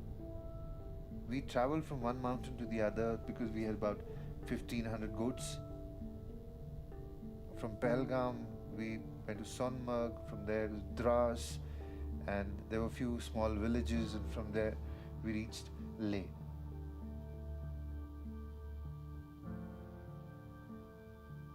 I think the whole journey of 3 months and then finally arriving in Changthang, I was pretty sure that I'm not going back. For the next 6 years, I have been living a life of a nomad. I am Babar Afzal, and I'm the founder of the Pashmina Goat Project in Jammu and Kashmir in northern India. I'm a Pashmina artist and an activist.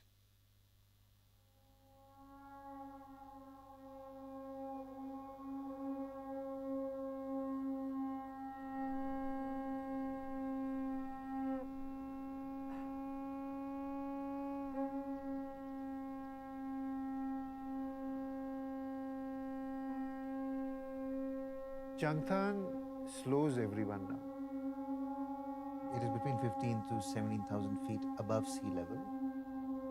This is the cold desert of India. It's also the moonland of the world.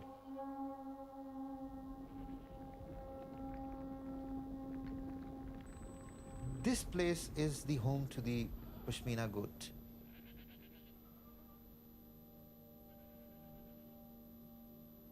This place is also home to this special community of nomads, the shepherds, called the Changpas.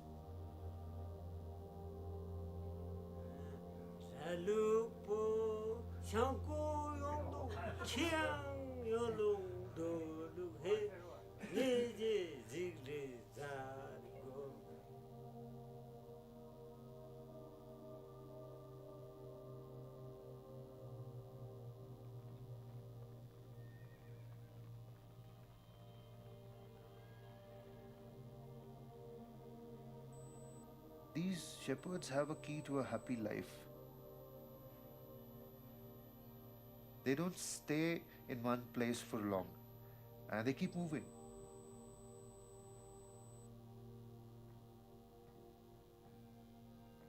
If you stick around, you will accumulate, and with that, you will start destroying the environment around. And this is what I've learned from them.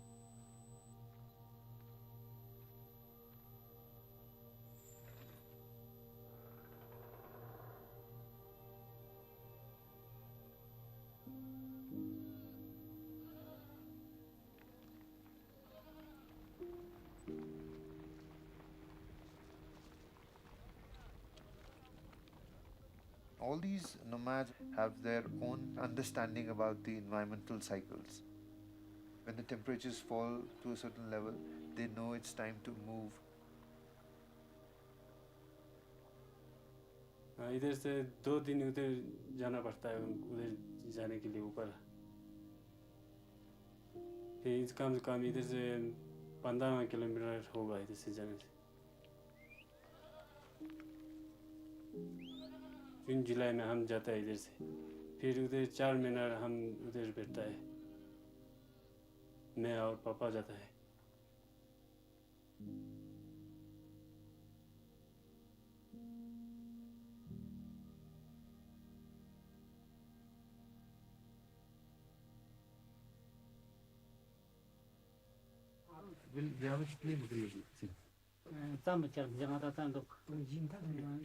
तो 4000 से ऊपर 4000 से ऊपर यहाँ पे। तो कितने family है जिसके पास है? फैमिली में है जो ज़्यादा है वो अगली नोमेड के लिए जाते 13 जो सफरिंग के लिए होगा, 20 से ऊपर के बाद ज़्यादा है। इससे आगे बाकी उनके पास कम ही है। नहीं किसी 30 वगैरह है, दूसरों में ऐड किया हुआ है। हाँ, सितंबर शुरू हो गया, 1-2 महीना एक बैर में बगैर रहते, फिर दूसरे नवंबर दिसंबर में फिर यहाँ एक जगह वहाँ पूरा इकट्ठे रखते हैं बकरी 2-3 महीने। फिर विंटर में फिर जब जनवरी फर्स्ट वीक शुरू होते हैं ना, फिर दूसरे अपने अपना एक वैली उनको अपने हिसाब से रखा होता है, वहाँ 2-3 अपने ग्रुप के हिसाब से चले जाते हैं। तो और कोई बाहर से नहीं आता लेने? यहाँ फिलहाल कोई नहीं है। कोई नहीं आया? नहीं। पहले तो आता था? पहले आते थे। पहले तो अच्छा भी रेट 5-6 साल पहले आते थे, लोकल भी कई बिजनेसमैन आते थे, फिर डाउन से भी आते थे। अब नहीं है, आजकल थोड़ा वैल्यू कम है पहले से। पहले तो पश्मीना जो ही निकालने के बजाय हमको ऐसे काटे हैं ना कांची से, तो उसका जो राल कहते हैं डस्ट को हल्का हल्का सा साफ करके उसी के समेत बेच देते थे, उसको ठीक रेट मिलते थे। अब तो पूरा फाइन करके ना थोड़ा कम रेट मिल रहा है इनका, ये प्रॉब्लम है। अब तो सबके पास पड़ा हुआ है, अब तो कहते हैं पड़ा हुआ भी है, नहीं भी एक्सेस में पड़ा हुआ है। महंगे होते ना फल समय है, सभी के पास है थोड़ा बहुत पड़ा हुआ।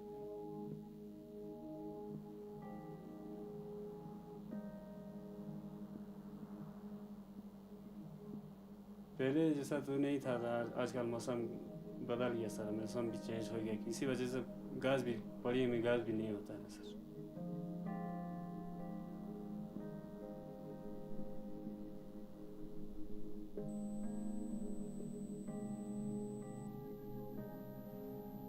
फिर बकरे के लिए वो पश्मीना भी नहीं आता था, क्योंकि इसको कुछ बनता भी नहीं सर, खाने के लिए कुछ है नहीं। फिर हम अपना घास से इतना सेहत भी नहीं, वो नहीं होता है ना सर, ताकत नहीं मिलता है ना इसका।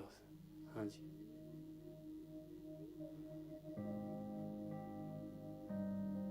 फिर आगे फिर तो पश्मीना मुश्किल है सर मिलने वाला, क्योंकि बकरी रखेगा नहीं, कोई बकरी के साथ जाने वाला कोई होता ही नहीं सर, आजकल नहीं जाता था।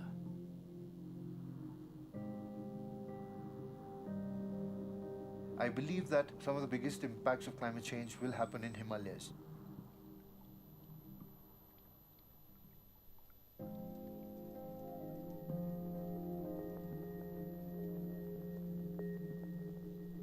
The community is vulnerable because they are on the extreme edge of Himalayas and there is no way they can get proper weather alerts.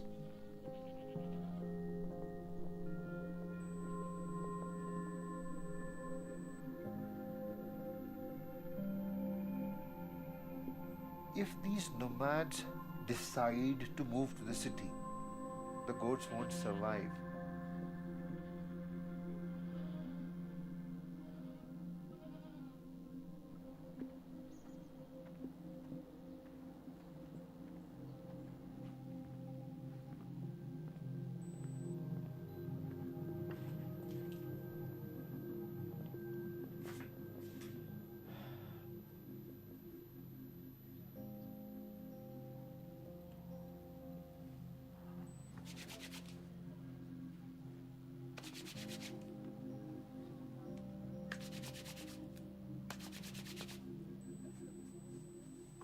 as an artist, I always have responded to things around, and I thought that I could sensitize a lot of people in and around India about the issue.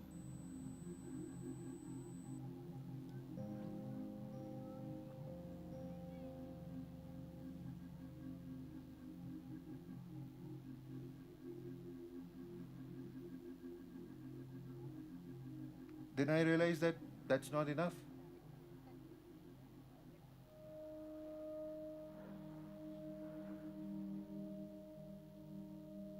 जब यही इन बकरियों का मसला हुआ लद्दाख में, तो ये तो एक बहुत बड़ा अलमिया था JNK के लिए। इस काम से तकरीबन यहाँ के 3 लाख बंदे जुड़े हुए हैं। मिस्टर बाबर भी यही सोच रहे थे कि असल में जो यहाँ के बेसिक, जो असल में काम कर रहे हैं, उनको भला हो जाए। फिर आए बाबर साहब, मुझे मिले, मैंने भी देखा कि इसके अंदर दर्द है, पेन है इसके अंदर कि इन आर्टिजन बेचारों का भला हो जाए, तो मैं भी फिर इनसे जुड़ा और आज तक इंशाल्लाह मैं जुड़ ही चला आ रहा हूँ।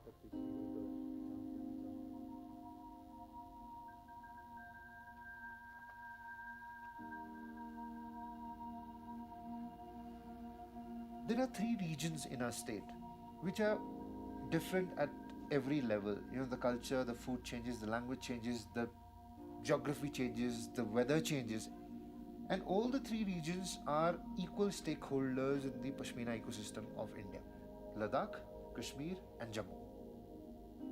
We are trying to build awareness, one, at a global level, where we want to sensitize people about what is happening in this ecosystem. The efforts are there to figure out technologies which will ensure that these nomads are sent weather alerts so that they do not lose their livestock the way they have been losing in the previous years.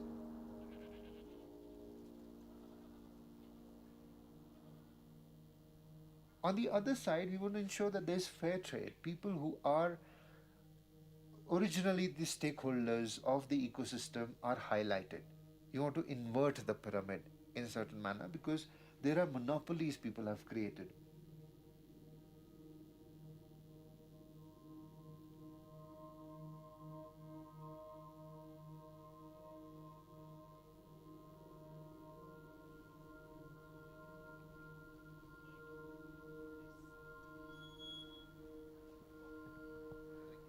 Before this ends, I want to say that this documentary has won 11 international awards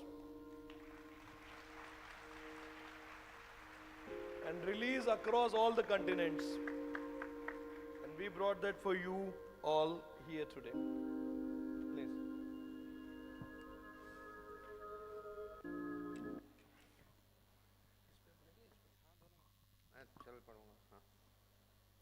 Good afternoon, everyone. कुछ समझ आया? बच्चों के लिए Can you switch on to the PPT? Yeah.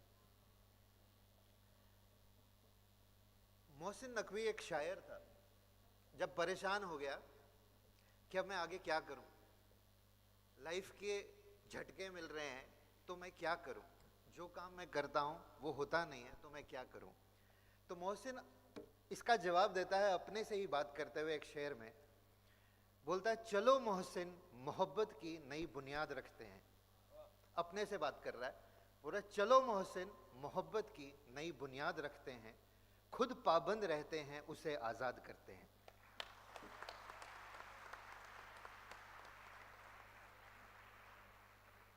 ये एक ऐसा शेर है, ये बच्चों को और सबको जो यहाँ पे प्रेजेंट है, जब भी कभी परेशानी में हो और वो परेशानी आपको फोर्स करे कि कोर्स चेंज कर दो, यहाँ तो मुश्किल है, तो इस शेर को रेफर कर लेना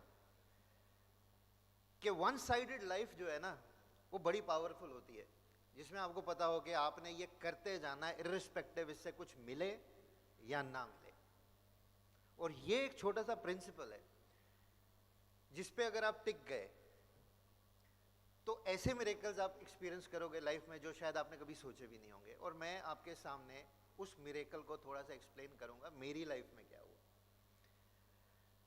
जब मैं कॉलेज में था तो एक सिंपल सी बात बता रहा हूं कि मैं बहुत एरोगेंट था, बेहद एरोगेंट था, किसी को भी नहीं मानता था, और बिल्कुल वैसे ही आधी लाइफ उसी तेवर से गुजारी। टेक्नोलॉजी के साथ मुझे प्यार हो गया। My first love was technology and I discovered myself as a hacker. उसने मुझे लाइफ में लग्जरी नेगोशिएट करने का बहुत स्ट्रांग मौका दिया। सिंपल बात कि अगर आप मुझे अपने घर के ताले बनवाने के लिए हायर करोगे तो आप मेरे से कभी पंगा नहीं ले सकते, क्योंकि आपके घर के तालों की चाबी मेरे पास है। उस चीज को यूज करते हुए, उस स्किल को यूज करते हुए मैंने लाइफ में इतनी लग्जरीज एक्सपीरियंस की है कि मैं अगर एक्सप्लेन करूं एक छोटी सी बात, कि घर फोन करता था, पूछता था खाने में क्या बनाया है, वो बोलते थे दाल बनाई है, और मैं साथ ही फोन करता था एयरलाइंस को कि लास वेगस की फ्लाइट में क्या सर्व हो रहा है उसका मेन्यू भेजो। सिर्फ लास वेगस की फ्लाइट ली जाती थी क्योंकि फ्लाइट में वो जो मेन्यू में जो सर्व कर रहे हैं वो टेस्टी था, घर पे अच्छा नहीं बना था। इस लेवल की एरोगेंस थी, इस लेवल पे बर्बादी थी, इस लेवल को एक्सपीरियंस किया। वहां से एक छोटी सी बात कि मैं बचपन में ना बकरियों के साथ खेलता था। ये जगह छोड़ के चला गया था, लाइफ ने मौका दिया, सारे कॉन्टिनेंट्स में काम करने का मौका दिया, बहुत अच्छे लोगों से सीखने का मौका मिला। लेकिन एक चीज रियलाइज हुई कि जब मैं बाहर चला गया ना, तब वो इंडिया का कॉन्टेक्स्ट ना कहीं दिल में आने लग गया। और वो छोटी छोटी चीज, जब आप बाहर होते हो ना तो होता है, हमने बड़ी मूवीज देखी होंगी स्वदेश वगैरह, उनमें एक छोटा सा एक्सपीरियंस होता है कि बाहर जाके अपने मतलब वैसे आप यहाँ पे बिल्कुल इंडिया की बात नहीं करोगे, आप उस गांव की बात नहीं करोगे, लेकिन जब आप बाहर जाते हो तो बड़ी याद आती है अपनी जगह की। मैं तो छोड़ के चला गया था, मैं वापस नहीं आना चाहता था, लेकिन एक ऐसी कहानी हो गई, उस कहानी ने मुझे घुटनों पे लाके बिठा दिया। Next slide please. मैं बात करूंगा उस शेर की दोबारा, और मैं बात करूंगा कि कॉन्टेक्स्ट ऑफ इंडिया। इंडिया की कहानी जो चल रही है, उस इंडिया की एक रूट है जो नॉर्मली बहुत लोग इग्नोर कर जाते हैं, और वो रूट की डिस्कवरी जो है ना वो हर एक की लाइफ में होती है। आप अभी छोटे हो, ये आपकी लाइफ में भी होगा, और जब होगा आंख कान खुले रखना, ये होगा और ये जरूर होगा। इंडिया की बात जब होती है तो उसमें ये जरूर होता है कि इंडिया की एक पावर है जिसको सॉफ्ट पावर बोलते हैं। इंडिया की power to attract the world towards itself. जैसे अमेरिकन कॉन्टेक्स्ट में मैकडॉनल्ड्स है, ब्रिटनी स्पीयर्स है, हॉलीवुड है, माइकल जैक्सन है। इंडिया की स्टोरी भी है। उस इंडिया की स्टोरी की पार्टिसिपेशन और उसको बिल्ड करना आप लोगों की जिम्मेवारी है, और वो पावर आयुर्वेदा में है, कल्चर में है, क्राफ्ट में है, ऐसी ऐसी जगहों पे है कि पूरी दुनिया खिंची हुई आ रही है उस सॉफ्ट पावर की तरफ। वॉर्स नहीं होंगी, वॉर्स हार्ड पावर जिसको बोलते हैं, वेपन्स पे लड़ाई नहीं होती, लड़ाई होती है सॉफ्ट पावर, आपकी एबिलिटी, फॉरेन पॉलिसीज की, आपकी एबिलिटी के दुनिया को अपनी तरफ आप कितनी स्ट्रांगली अट्रैक्ट कर सकते हो। मैं उस कहानी का पार्ट बन गया और मुझे पता भी नहीं चला। Next slide please. मेरी लाइफ दो हिस्सों में कट गई। वो एक एरोगेंट कहानी जहां पे मैं फर्स्ट ईयर में था तो फोर्थ ईयर के स्टूडेंट्स की रैगिंग करता था, इतना बुरा हाल था। लेकिन 2013 में एक न्यूज़ जो आपने देखा, एक न्यूज़ पढ़ी, और उस न्यूज़ में था कि 25,000 बकरियां मर गई हैं, और मैं उनको बस देखने चला गया। जब देखने चला गया तो मेरे माइंड में था कि मैं बचपन से पेंटिंग्स बनाता था कि ये एक अच्छा सब्जेक्ट है और इस पे मैं पेंटिंग्स बनाऊंगा, और जो पावर में जो लोग हैं उनको बोलूंगा कि इस इशू की तरफ ध्यान दो। बहुत बड़ा इशू है, 25,000 बकरियां मर गई क्लाइमेट चेंज की वजह से। मैंने वो किया, लेकिन वो एक्सपीरियंस ऐसा था जब मैंने नोमैड्स को ज्वाइन किया, जो उसमें था वो 3-3.5 महीने पैदल बकरियों के साथ। दूसरे दिन ही फ़ोन, अब टेक्नोलॉजी बैकग्राउंड का बंदा सिलिकॉन वैली से आएगा और उसका फ़ोन नहीं चलेगा, लैपटॉप नहीं चलेगा, उसकी आधी डेथ तो वहीं हो जाती है डिक्लेयर। तो दूसरे दिन मेरे पास कुछ नहीं था और मैं पहाड़ों में था, ना चार्ज करने का पॉइंट है, और ये सफ़र स्टार्ट हुआ 3-3.5 महीने जिसमें मेरे पे भालुओं के अटैक हुए, रहने की कोई जगह नहीं थी, स्नो लेपर्ड का अटैक हुआ जो न्यूज़ में भी था। जब मैं उस पॉइंट पे पहुंचा 3.5-4 महीने पैदल चल के, तब तक इतना कुछ टूट गया था अंदर से, क्योंकि मैं इतना यूजलेस फील कर रहा था कि ना मुझे बात आती है, वो जुबान आती है, ना मुझे वो खाना खाया जा रहा है मेरे से। वेदर इतना एक्सट्रीम है, 15,000 फुट पे है, -30 में है, हर जगह से परेशान हूं और मैं कहाँ फंस गया। लेकिन जब मैं वहां पहुंचा तो एक चीज अजीब सी हो गई थी कि मैंने सोच लिया था मैं वापस नहीं जाऊंगा। कुछ अजीब सी बात है ये, लेकिन मैंने मान लिया था कि मैं वापस नहीं जाऊंगा। उसके बाद 6 साल मैं घर ही नहीं गया, मैं उन लोगों का ही बन गया। मुझे उन्होंने अपनी कम्युनिटी में एक्सेप्ट कर लिया और फिर मेरा सफ़र वहाँ से शुरू हुआ, जहाँ पे होता है ना कि नाक ज़मीन पे लगी और फिर समझ आया कि असली में लाइफ आपको मौके देती है और आप उसको इग्नोर कर देते हो, आप उसको जीते नहीं हो। तो मैं आपको जो आज बातें यहाँ से जाने से पहले बताऊँगा, याद रखना, क्योंकि ये आपको बहुत हेल्प करेगी, स्पेशली बच्चों को। क्योंकि बहुत कॉन्वर्सेशंस हैं आज, बच्चे डिप्रेस्ड हैं, कॉम्पीट कर रहे हैं डिफरेंट टर्फ्स पे, कुछ हो नहीं रहा। तो मैं आपको कुछ चीज़ें यहाँ पे बताऊंगा जो आपकी हर एक की लाइफ में होगा, और जब होगा तो आंखें और कान अगर खुले रहेंगे तो आप थ्राइव करोगे उस पर। ये डिवीजन है मेरी लाइफ का। आधी जिंदगी निकल गई और अब पता चला कि वो यूजलेस थी या ये यूजलेस, अभी भी पता नहीं, लेकिन it's a discovery process. Next life. ये मेरे हीरोज हैं, ये मेरी बकरियां हैं जिनमें मैं पिछले ऑलमोस्ट 10 साल से मैं इन्हीं में जी रहा हूँ, मर रहा हूँ। और ये बकरियां खुश होती हैं तो मैं खुश होता हूँ। मुझे ना इनकी जुबान आती है, ना इनको मेरी जुबान आती है, but we still work for each other. Next. मेरे पास सिर्फ 6 लेसन्स हैं जो मेरे को मिले और शायद आपको भी हेल्प करेंगे, and this is even for the faculty.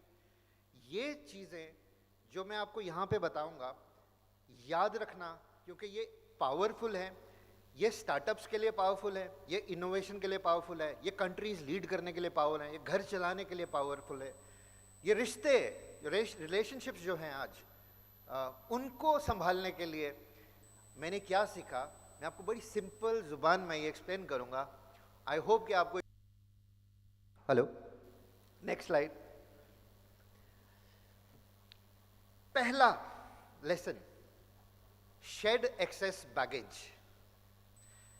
Shade excess baggage कि जब हमारे दिमाग में और हमारी लाइफ में एक्सेस हो जाता है ना चीज़ों का, तो हमें कुछ नज़र नहीं आता, हम दूर तक नहीं देख सकते।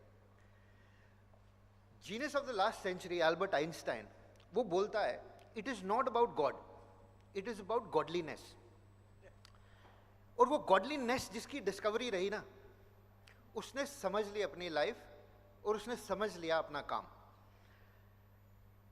जब हम शेपर्ड की तरह लाइफ गुजारते हैं तो एक शेपर्ड के पास 500 से 2500 बकरियां होती हैं जिनको पहाड़ों पे लेके जाना है। एक शेपर्ड 2500, चैलेंज समझना, 2500 बकरियां, लैंग्वेज बैरियर है, वो आप पे ट्रस्ट कर रही हैं, आपने उनको लेके जाना है, खाना खिला के लाना है, सुबह जाना है, रात को आना है, और रास्ते में भेड़िए भी हैं, भालू भी हैं और स्नो लेपर्ड्स भी हैं। जिम्मेवारी आप पे। इस पूरी जिम्मेवारी में अगर आपके पास एक्सेस बैगेज है, क्या पूरी बकरियां आएंगी वापस? नहीं आएंगी, यू विल लूज।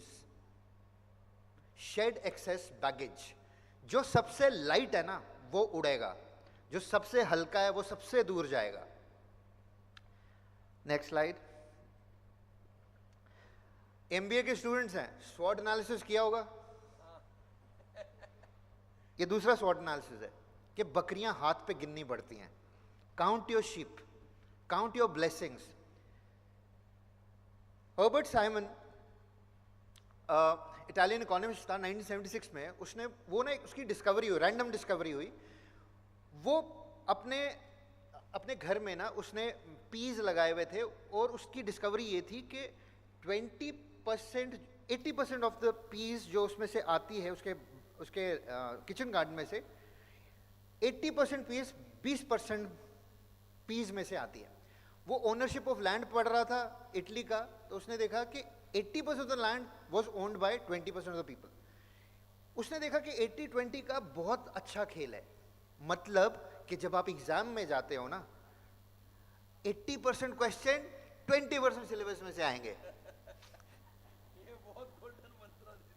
समझ आई? तो वेस्ट नहीं करना टाइम, खेल खेलना है तो ये रूल्स समझने हैं, ये साइंस है, सारी कहानी समझने की भी जरूरत नहीं है। वो अगर आप 20% को समझ गए, आप 100% पे रूल कर गए। तो एफिशिएंटली अपना time, count your sheep, count your blessings. Next slide. Seek greener pastures, lesson number 3, seek greener pastures. Divergence एक ऐसी चीज है कि जिसमें जो ह्यूमन एलिमेंट है कि मैं आपकी बात को मानता ही नहीं, आप मेरी बात को मानते ही नहीं, यह डिसएग्रीमेंट है, डाइवर्जेंस जिसको बोलते हैं, ये रियलिटी है। और ये रियलिटी है कि आप कुछ चीज़ों को अच्छा समझते हैं, मैं कुछ चीज़ों को अच्छा समझता हूं, हमारी बनती नहीं है, बट ये इंग्रेडिएंट है ग्रोथ का। डाइवर्जेंस एक ऐसी रियलिटी है जो सब एटॉमिक स्ट्रैटा और स्टार्स के बीच में कॉमन है। स्टॉक मार्केट्स में ये कॉमन चीज़ है। ये एक ऐसी थीम है जिसको आप समझ गए, डिसएग्रीमेंट को अगर आप समझ गए, आप रूल करेंगे। सीक ग्रीनर पैस्चर्स, कि आपके पास ये लिबर्टी है पूरी लाइफ में अच्छी चीज़ों को परस्यू करने के लिए। जो चीज़ आपको अच्छी लगती है, उस पैस्चर में हम बकरियों को लेके जाते हैं कि एक पैस्चर जब खाली हो जाता है तो हम बकरियों को हैप्पी रखने के लिए दूसरे पैस्चर में लेके जाते हैं। और कांस्टेंट स्ट्रगल है ग्रीनर पैस्चर्स को ढूंढने की, और जिम्मेवारी है शेपर्ड्स हम पे है। आपकी लाइफ में भी, आपकी फैमिलीज में, आपकी ऑर्गेनाइजेशन में ये जिम्मेवारी ले लो, आप लीड करने लग जाओगे ऑर्गेनाइजेशंस को। Next slide.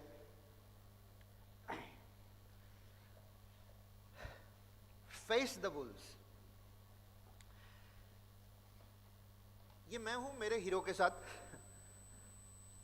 कहते हैं कि जो प्रॉब्लम मेरे फादर ने और मेरे ग्रैंडफादर ने क्रिएट कर दी ना, मैं क्यों उसको सॉल्व करूं। ये एक अप्रोच है, इसको ऑस्ट्रिच अप्रोच बोलते हैं कि ये प्रॉब्लम मेरे फादर ने, ग्रैंडफादर ने की है क्रिएट, मैं क्यों इसको सॉल्व करूं। मैं नई प्रॉब्लम सॉल्व क्रिएट करता हूं जो मेरे बच्चे आगे सॉल्व करेंगे। ये अप्रोच ऑस्ट्रिच अप्रोच होती है कि मैं नई प्रॉब्लम्स क्रिएट करता हूं जो मेरे बच्चे परेशान होंगे। दोनों केसेस में ऑस्ट्रिच अप्रोच है। एक सिंपल सी बात बताता हूं, जब आप नॉर्मल टर्फ पे हो ना लाइफ में, कोई नहीं तंग करेगा। पहाड़ पे वुल्फ का अटैक पता है कहां होता है? आधे रास्ते के ऊपर वुल्फ वहां वेट कर रहे होते हैं, वुल्फ नीचे वेट नहीं करते। वुल्फ नीचे आके आपके साथ कोई अटैक नहीं करेगा। आप चढ़ना शुरू करो लाइफ में। मतलब कि लाइफ में जब आपको कोई नीचे पुश करने लगे, मतलब आप आधा पहाड़ चढ़ चुके हो। लाइफ में डिस्कवरी ऑफ वुल्फ तब होती है जब आप राइज करने लगते हो। Face the Wolves. आपकी लाइफ में अपने चैलेंजेस हैं, इंटरनल डीमंस हैं, उनको फेस करना है। ये हम ऑन अ डेली बेसिस बकरियों को बचाने के लिए और अपने आप को कहीं पहुंचाने के लिए we have to face the wolves. इसके अलावा कोई तरीका ही नहीं है जिंदा बच के वापस आने का। You have to face the wolf. Next slide. पांचवा और मेरा सबसे फेवरेट, पार्टी जो है ना वो फॉरएवर नहीं चल सकती। पार्टी से एग्जिट लेना पड़ेगा। कि जब आप बहुत अच्छा करते हो ना लाइफ में, आप एरोगेंट हो जाते हो। उस एरोगेंस में आप रिस्क लेते हो, आप ज्यादा रिस्क लेते हो। उस एरोगेंस में आपसे एक गलती होती है और उस रिस्क में आपका डाउनफॉल शुरू होता है। एक इंपॉर्टेंट लेसन स्टार्टअप्स इकोसिस्टम में कोई होगा, उसकी बात है एग्जिट की। कि आपको ये पता है ना कि खेल से बाहर कब जाना है, तो आप किंग हो। अक्सर लोग आ जाते हैं, बैठ ही जाते हैं और फिर वो खत्म ही हो जाते हैं। एक सिंपल प्रिंसिपल है कि जब हम किसी पैस्चर में जाते हैं, उस पैस्चर में डिस्ट्रक्शन ना हो जाए, ओवर ग्रेजिंग ना हो जाए। एक सिंपल सा रूल है कि हमें पता होना चाहिए कि बकरियों को बाहर कब लेके जाना है। उससे दो चीजें होंगी, एक पैस्चर को रिग्रो करने का टाइम मिलेगा और दूसरा आप भी मूव करोगे दूसरे पैस्चर्स की तरफ। एक पेपर लिखा मैंने काफी साल पहले, उस पेपर का टाइटल था द सुनना ध्यान से, the probability of following in love, the probability of following in love with the one you hate is always high.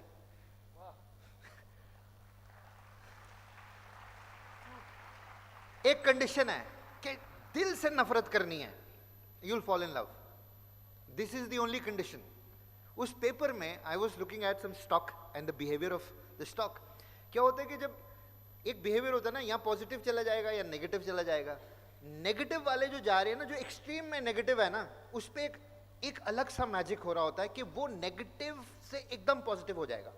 और जो एक्सट्रीम पॉजिटिव पे उस एलिमेंट का बिहेवियर है वो एकदम नेगेटिव होगा. एक पेपर था जिसको मैंने एडवांस किया, इट्स कॉल्ड एक्सट्रीम रिवर्जन. के एक्सट्रीम केसेस में क्या होता है. मैं जम्मू कश्मीर छोड़ के जाना चाहता था और वापस ही नहीं आना चाहता था. मुझे इस एपिसोड ने ऐसा पटका, मैंने वो गांव देख लिए जो मैंने पूरी लाइफ में नहीं देखे थे अपनी स्टेट में. ये मेरे साथ हुआ. Next slide.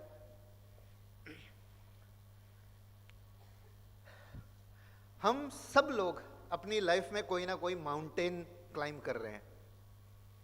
माउंटेन के साइजेस अलग हो सकते हैं, लेकिन माउंटेन्स तो हैं. उन माउंटेन्स को चढ़ने के लिए सिर्फ एक अप्रोच चाहिए. बड़ी प्रॉब्लम्स सॉल्व करने का एक ही तरीका है कि बड़ी प्रॉब्लम को ना देखो, उसके छोटे से पार्ट को देखो. उसको छोटे छोटे पार्ट्स में आप काट दो और छोटी छोटी चीज़ों को आप सॉल्व करना शुरू करो. और एक दिन ऐसा आएगा आपने बड़ी प्रॉब्लम सॉल्व कर दी होगी. और ये मैजिक है. ये अप्रोच लेके, ये 6 चीज़ें हैं जिनको मैं अपनी लाइफ में, मेरे को जिनसे मिली, और ये मैं आप तक पास ऑन कर रहा हूँ कि आपको कहाँ कहाँ हेल्प करेगा. रिलेशनशिप्स में, टीनेज, इस एज में बहुत इश्यूज हैं बच्चों के. रेफर करना कि एक शेपर्ड अपनी लाइफ में जो चैलेंजेस जो हैंडल करता है वो लाइफ के हैं, लाइफ तक लाइन पे लग जाती है. और ये प्रिंसिपल्स, बेसिक प्रिंसिपल्स हैं जो आपको हेल्प करेंगे. तो जब आप माउंटेन क्लाइंब कर रहे होगे, एक शेर और पढ़ता हूं. बड़ा गुमा है तुझे ए सर फिरे तूफान. तूफान से बात हो रही है. बड़ा गुमान है, बड़ा घमंड है तुझे ए सर फिरे तूफान. मेरी भी जिद है दरिया पार करना है. बड़ा गुमा है तुझे ए सर फिरे तूफान. मेरी भी जिद है दरिया पार करना है. वो सामने तेरी पीठ है ए मेरे बेखबर दुश्मन, मगर मुझे भी तेरे सीने पे ही वार करना है.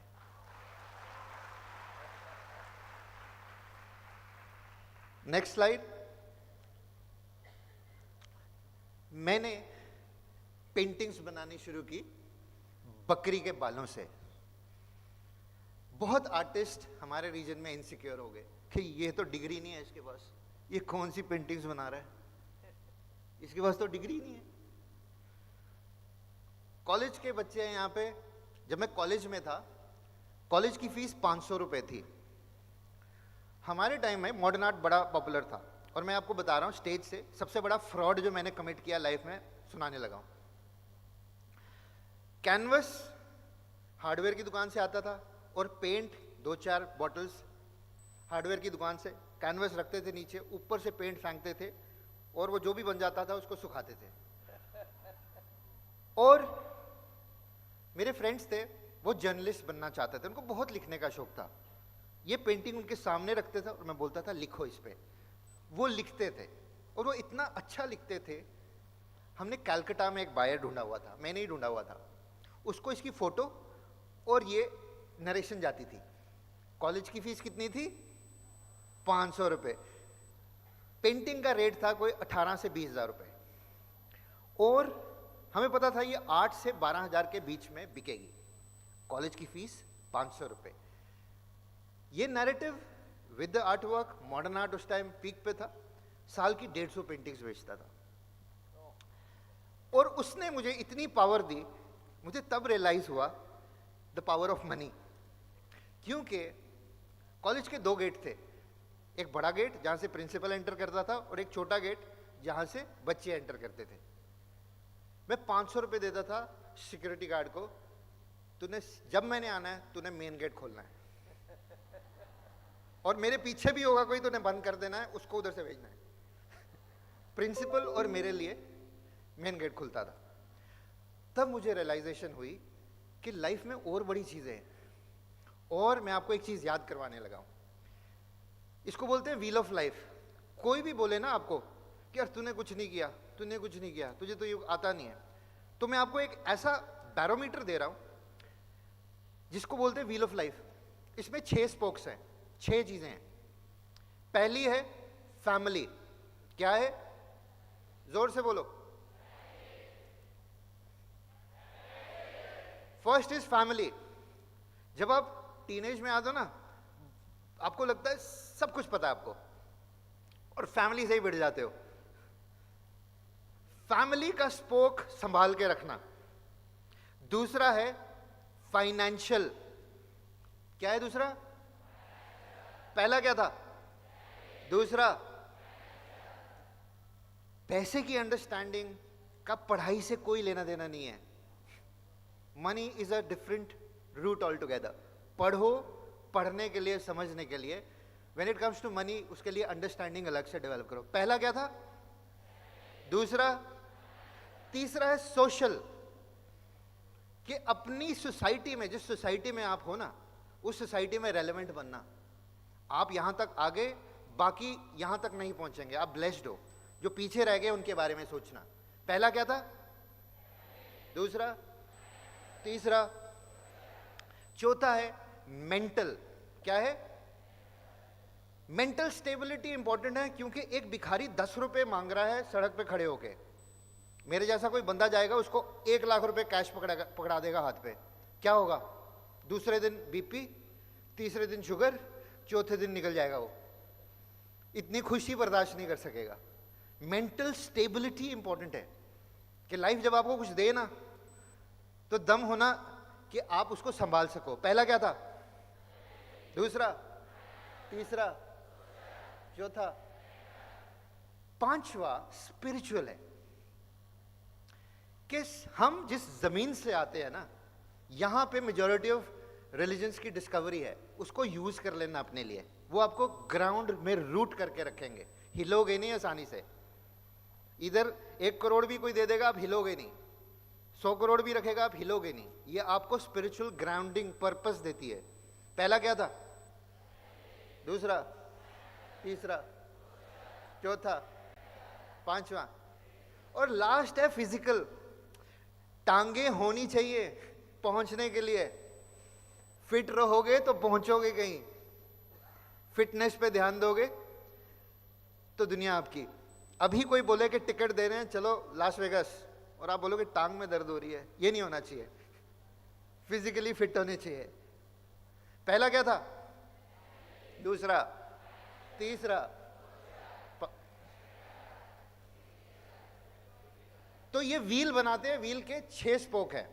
इसमें अगर फाइनेंशियल एक बड़ा हो गया ना, तो गाड़ी रुक जाएगी। कोई भी स्पोक बड़ा नहीं होना चाहिए, व्हील को राउंड रखना। तो मैसेज ये है कि व्हील ऑफ लाइफ छोटा हो या बड़ा हो, गोल होना चाहिए। ये एक ऐसा पैरामीटर है, अपनी लाइफ में अपना लोगे तो आपको कोई भी हिला नहीं सकेगा पूरी लाइफ। आप हर तरह से चलने के लिए रेडी हो। आपका व्हील राउंड है। Next slide. मैंने ये काम सीख लिया। मैं कारीगर हूं, मैं पश्मीना के बहुत इंट्रिकेट काम खुद करता हूं। नेक्स्ट। ये मेरा आर्ट वर्क मैं इसलिए दिखा रहा हूं क्योंकि आर्टिस्टिक बेंट इंपॉर्टेंट है लाइफ में। ये मेरा एक आर्ट वर्क है जिसका नाम है बटरफ्लाई वर्ल्ड। एक विंग है, और दूसरा अगर विंग अगर आप ऐसे मोड़ोगे ना, वो वर्ल्ड मैप है। दिख रहा है? एक विंग वर्ल्ड मैप है, टेढ़ा। दिख रहा है? दिखा? हाँ। नेक्स्ट। ये आर्ट वर्क इंपॉर्टेंट इसलिए है क्योंकि इस आर्ट वर्क को बहुत हेवी वैल्यूएशन मिल गई है। ये मैंने बनाया तब जब मेरे पास कोई काम ही नहीं था करने के लिए। और इनफॉर्मल इस आर्ट की वैल्यूएशन 8-8 करोड़ का आर्ट है। ये कैसे हुआ किसी को नहीं पता। हम तो फ्रॉड कर रहे थे, हम तो वो फ्रॉड करके आए थे कॉलेज से। लेकिन आर्ट वर्क जो बनाया मैं बकरी, मैं I am the only one who makes this art work with the hair of pashmina goat. ये होते होते होते व्हील को रखा संभाल के। नेक्स्ट, मदर टेरेसा, नेक्स्ट, ये इसमें ढंग से नहीं नजर आ रहा but will give you a drift. Next, yellow colour का अगर पेंट आप रेड कलर के पेंट में आप एक ड्रॉप डालोगे ना तो वो डिफ्यूज करता है। This is the life of Dalai Lama which I try to make on pashmina, कि वो डिफ्यूज कर रहा है। Yellow, red is China and yellow is life, so it's a message, this paint is about to go to him. Next, luxury brands, Louis Vuitton, उनके founders के art work मैं करता हूँ just to send the message across. Next, if you know, these are the founders of luxury brands of the world. Next, my favorite, Einstein, you'll see. Next, Yves Saint Laurent, ये भी founders हैं luxury brand के YSL. Next, ये मैं हूँ बच्चों के साथ बहुत खुश। इस पूरे जर्नी में important part ये है कि you have to be happy. There is no stress. जब आप अपने आप को ढूंढ लोगे, आप खुद भी खुश रहोगे, आपके आसपास भी लोग खुश रहेंगे। Next. Next, next, next. So I run a project, उसका नाम है पश्मीना गोट project. It's a startup. We've been valued at a couple of $1 million. Suddenly ये कहानी ऐसी हो गई कि मैं तो कुछ नहीं कर रहा था, लेकिन वो छोटी छोटी प्रॉब्लम सॉल्व करते हुए हम कुछ थोड़ा शायद बड़ा ही कुछ हिला दिया हमने। This project is based on 3 things, जहाँ पे we've presented the world's first pashmina transparency framework. मतलब कि कल को आप 20 लाख रुपए का शॉल जब मेरे से लोगे ना तो आपको डरने की जरूरत नहीं है, क्योंकि उसके ऊपर चिप लगा होगा and it is blockchained, so you will not lose money. So this is what we are building. So ये बड़ा interesting part of the project है। Next, so I wrote a book, अगर टाइम मिले, it's called wisdom of shepherds for startups. तो आप ये book जब मौका मिले पढ़ सकते हैं। I am on LinkedIn, you can hit me out, and I am always there for youngsters. अगर कोई इंटरेस्टिंग और कोई रेडिकल चीज़ कर रहा है, I am always there to help and support. I hope ये बात समझ आई। फिर एक शेर होना चाहिए ना। खो जाऊं मस्ते खाक में, ऐसा नहीं हूं मैं। रेत पे जब पानी डालते हो ना, गायब हो जाता है पानी। खो जाऊं मस्ते खाक में, ऐसा नहीं हूं मैं। दरिया हूं अपनी जात में, कतरा नहीं हूं मैं। गुजरूंगा जिस जगह से, निशान छोड़ जाऊंगा। आंधी हूं अपने वक्त की, झोंका नहीं हूं मैं। Thank you Pawan sir, thank you for having me there. Thank you so much. I hope you guys enjoyed. Thank you for having me here. Thanks, Baba. In fact, it was a long conversation. और मैं मजाक मजाक में हमारे faculty और student के साथ share करता हूँ।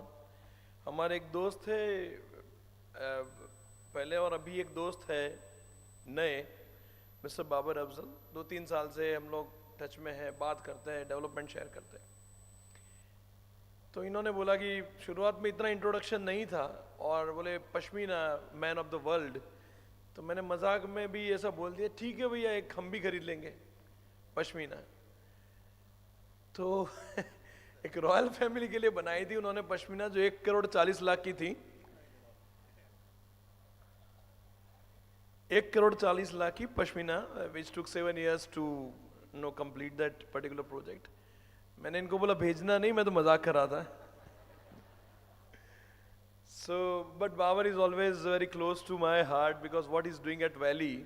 और यहाँ पे ये नेक्स्ट टू इम्पॉसिबल है कि कड़ी में आप हम सब जो बैठे हैं लोग, उनके बीच में एक ऐसा इंसान जो वैली में काम करता है। किसी ने, इन्होंने नहीं सोचा कि डेस्टिनी एक दिन कड़ी ले आएगा, गुजरात ले आएगा, और इन सब बच्चों के बीच में एक शेफर्ड्स विजडम शेयर होगी। और इनको मैं छोड़ने वाला हूँ नहीं। सुनील पारेख साहब, डंगायत साहब, पलक शेठ जी हमारे साथ हैं। बड़े बड़े लोगों को मैं रिक्वेस्ट करूंगा कि थोड़ा पश्मीना गोट प्रोजेक्ट है उसको हम भी सब स्प्रेड करें। Harvard university, Harvard they become the ambassador of pashmina God. और बाकी तो बहुत सारे इंटरनेशनल भाई साहब डेली कोई ना कोई इंटरनेशनल मीडिया में छाए रहते हैं. ये शेफर्ड नहीं है, he is biggest celebrity of better than any of the Indian celebrity you know. Any of the Indian celebrity. He's covered like that in world. So thank you Babar for having this and breaking the clutter. मैंने surprise छोड़ा था कि हमारी audience को भी मजा आ जाए, but we have one other senior, my senior, Mr. Palak Sheth. Yeah. So big round of applause for Babar what he's doing there. And we have Mr. Palak Sheth, yet again a senior fellow, the man who I always admire. और आज ऐसे ही सब लोग हैं, थोड़ा खाने का time हो रहा है. Don't bother, we'll conclude in 10 minutes. Mr. Palak Sheth is the project director of Geo Institute. आप उल्वे में हैं, उनके प्रोजेक्ट डायरेक्टर हैं. बहुत ब्यूटीफुल कैंपस बना है. इनफॉर्मली बताता हूँ, they might have spent 400 crore rupees plus in last 4-5 years for building this campus. Before that, he played a vital role in conceptualizing establishment of PDU University since 2003. He has established a School of Petroleum Management, School of Petroleum Technology, School of Energy, School of Liberal Studies, School of Technology PDPU, and he was actively involved in establishing Gujarat Power Energy and Research Institute, Degree Engineering College at Mehsana also in 2010. Dr. Sheth has also assisted Principal Secretary Energy and Petrochemical Department, Government of Gujarat for development of 650 megawatt solar power project, Asia's biggest solar park in Gujarat from 2009 to 12. He was a project manager, assisting managing director, Gujarat State Petro Corporation, in the state oil company from 2001 to 2010 in project execution in the area of exploration, production, gas pipeline, power project, IT and education. He holds an MBA degree and BTech chemical engineering degree from the renowned institute in Gujarat. And he has completed his PhD in management from DDIT. Welcome, Palak Bhai. Thank you, Bhavin. So Bhavin is good friend, and thank you for inviting me and speaking to all students. Today, I know that it is already late, so I will not take much time, but when I came inside, I asked one student what is the best way to talk to the student, and they says Gujarati is preferred. So I will speak in Gujarati also in between and English. My topic, what I have told Bhavin, that this conference is about landscape of business. And I strongly believe that good business or good economy can only be built when we have a good institution. So I'm a strong believer of that, and that's what I wanted to convey today. So let me say, અત્યારે શું થઈ રહ્યું છે? તો કદાચ તમને ખ્યાલ હશે, ગઈકાલના જ સમાચાર છે કે લાસ્ટ ક્વાર્ટર ઇન્ડિયાની ઇકોનોમી 8.4% ગ્રો થઈ. ઇન્ડિયા સેલ્ફ રિલાયન્ટ, આત્મનિર્ભર તરફ જઈ રહ્યું છે. ઇન્ડિયાને નવી ટેકનોલોજી, નવી ઓપોર્ચ્યુનિટી સીઝ કરવી છે. કદાચ તમે સાંભળ્યું હશે 2 દિવસ પહેલાં સેમિકન્ડક્ટર પોલિસી અંતર્ગત 3 નવા પ્લાન્ટની મંજૂરી મળી. ઇન્ડિયાને ગ્લોબલ લેવલ ઉપર ક્લાઇમેટ ચેન્જ એક્શન, સસ્ટેનેબિલિટી ગોલમાં કોન્ટ્રીબ્યુટ કરવું છે. આ બધાની વચ્ચે તમે તો નોર્થ ગુજરાતના છો એટલે તમને ખબર છે કે ઘણા ઇન્ડિયન્સ આર ગોઈંગ અબ્રોડ. એટલે Indian population outside India is growing also મલ્ટીફોલ્ડ. એટલે જ્યારે આપણે કહીએ કે 2047માં ઇન્ડિયા 40 ટ્રિલિયન ઇકોનોમી અચીવ કરશે, એ વખતે ઇન્ડિયાની ઘણી બધી કંપનીઓ ગ્લોબલી પણ ઓપરેશન અને બિઝનેસ કરશે. Not only to serve outside India business, but Indian outside India. એક એક્ઝામ્પલ આપું કે Reliance Industries Limited has already planned, they will have equal size of business what today they have in India by 47 is outside India also. So that level of opportunity is there.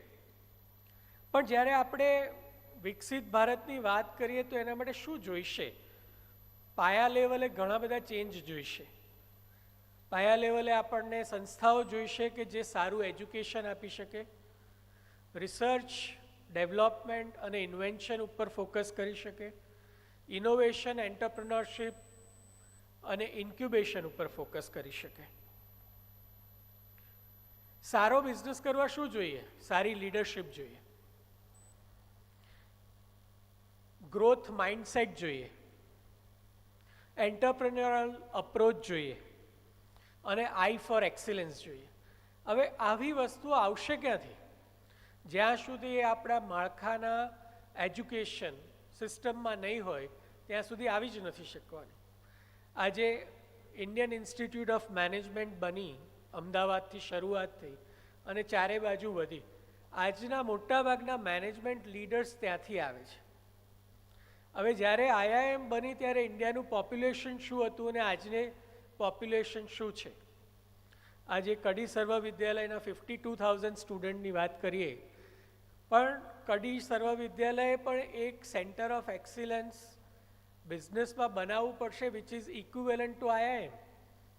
ત્યારે આ 52,000 સ્ટુડન્ટનાથી અમુક અલ્યુમિની બનશે કે જે સારી કંપનીઓનું નેતૃત્વ સંભાળશે અને ત્યારે આપણે 40 ટ્રિલિયન ઇકોનોમી ઉપર પહોંચી શકીશું.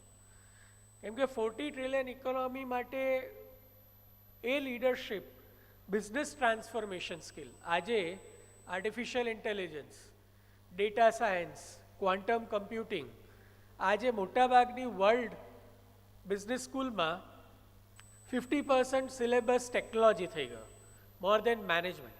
સો મેનેજમેન્ટ એજ્યુકેશન પણ ચેન્જ થઈ રહ્યું છે. સો આર વી અડોપ્ટિંગ ધીસ ચેન્જીસ? આજે મોટાભાગની ઇન્ડિયન સંસ્થાઓ ઓર ઇન્ડિયન બિઝનેસ, આપણે શું કરીએ છીએ કે આપણે કન્ઝ્યુમર ડ્રિવન ઇકોનોમી છે.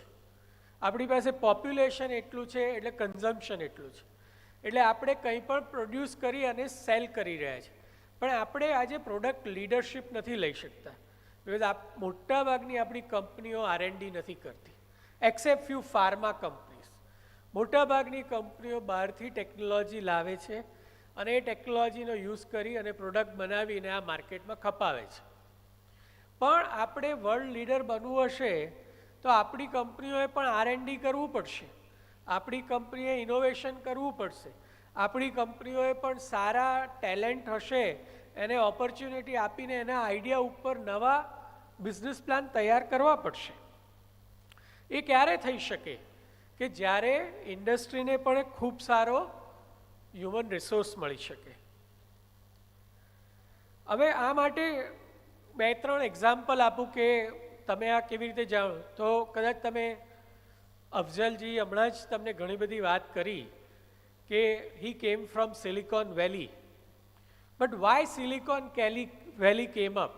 Silicon Valley came up because of thanks to Stanford University. Stanford University played very eminent role in the World War II. In World War II, when there was number of American research institution did not have enough capacity to build new weapon technology, Stanford was selected as one of the place to do a war R&D activities. And that's how Stanford adopted and value of research mindset, doing R&D, appreciating innovation, building and inculcating culture of entrepreneurship. And that's how the entire IT revolution has started in Stanford. And that has built a Palo Alto, where the Stanford is located. That's how the entire Palo Alto became the place from where all the new technology and IT would have come. So one powerful institution has not only contributed into the GDP of United States, but it has created a whole new industry. આજે આપણે સેમિકન્ડક્ટરની વાત કરીએ છીએ, પણ semiconductor ક્યાંથી આવ્યું? એનું પણ research has happen around the silicon valley, and that's how that technology went to Taiwan અને દે આર બિલ્ડિંગ. બીજું એક્ઝામ્પલ આપું. આજે તમે MIT પણ યુએસમાં છે, બોસ્ટનમાં છે. MIT જ્યાં છે એ જગ્યાને કેન્ડલ સ્ક્વેર કહે છે.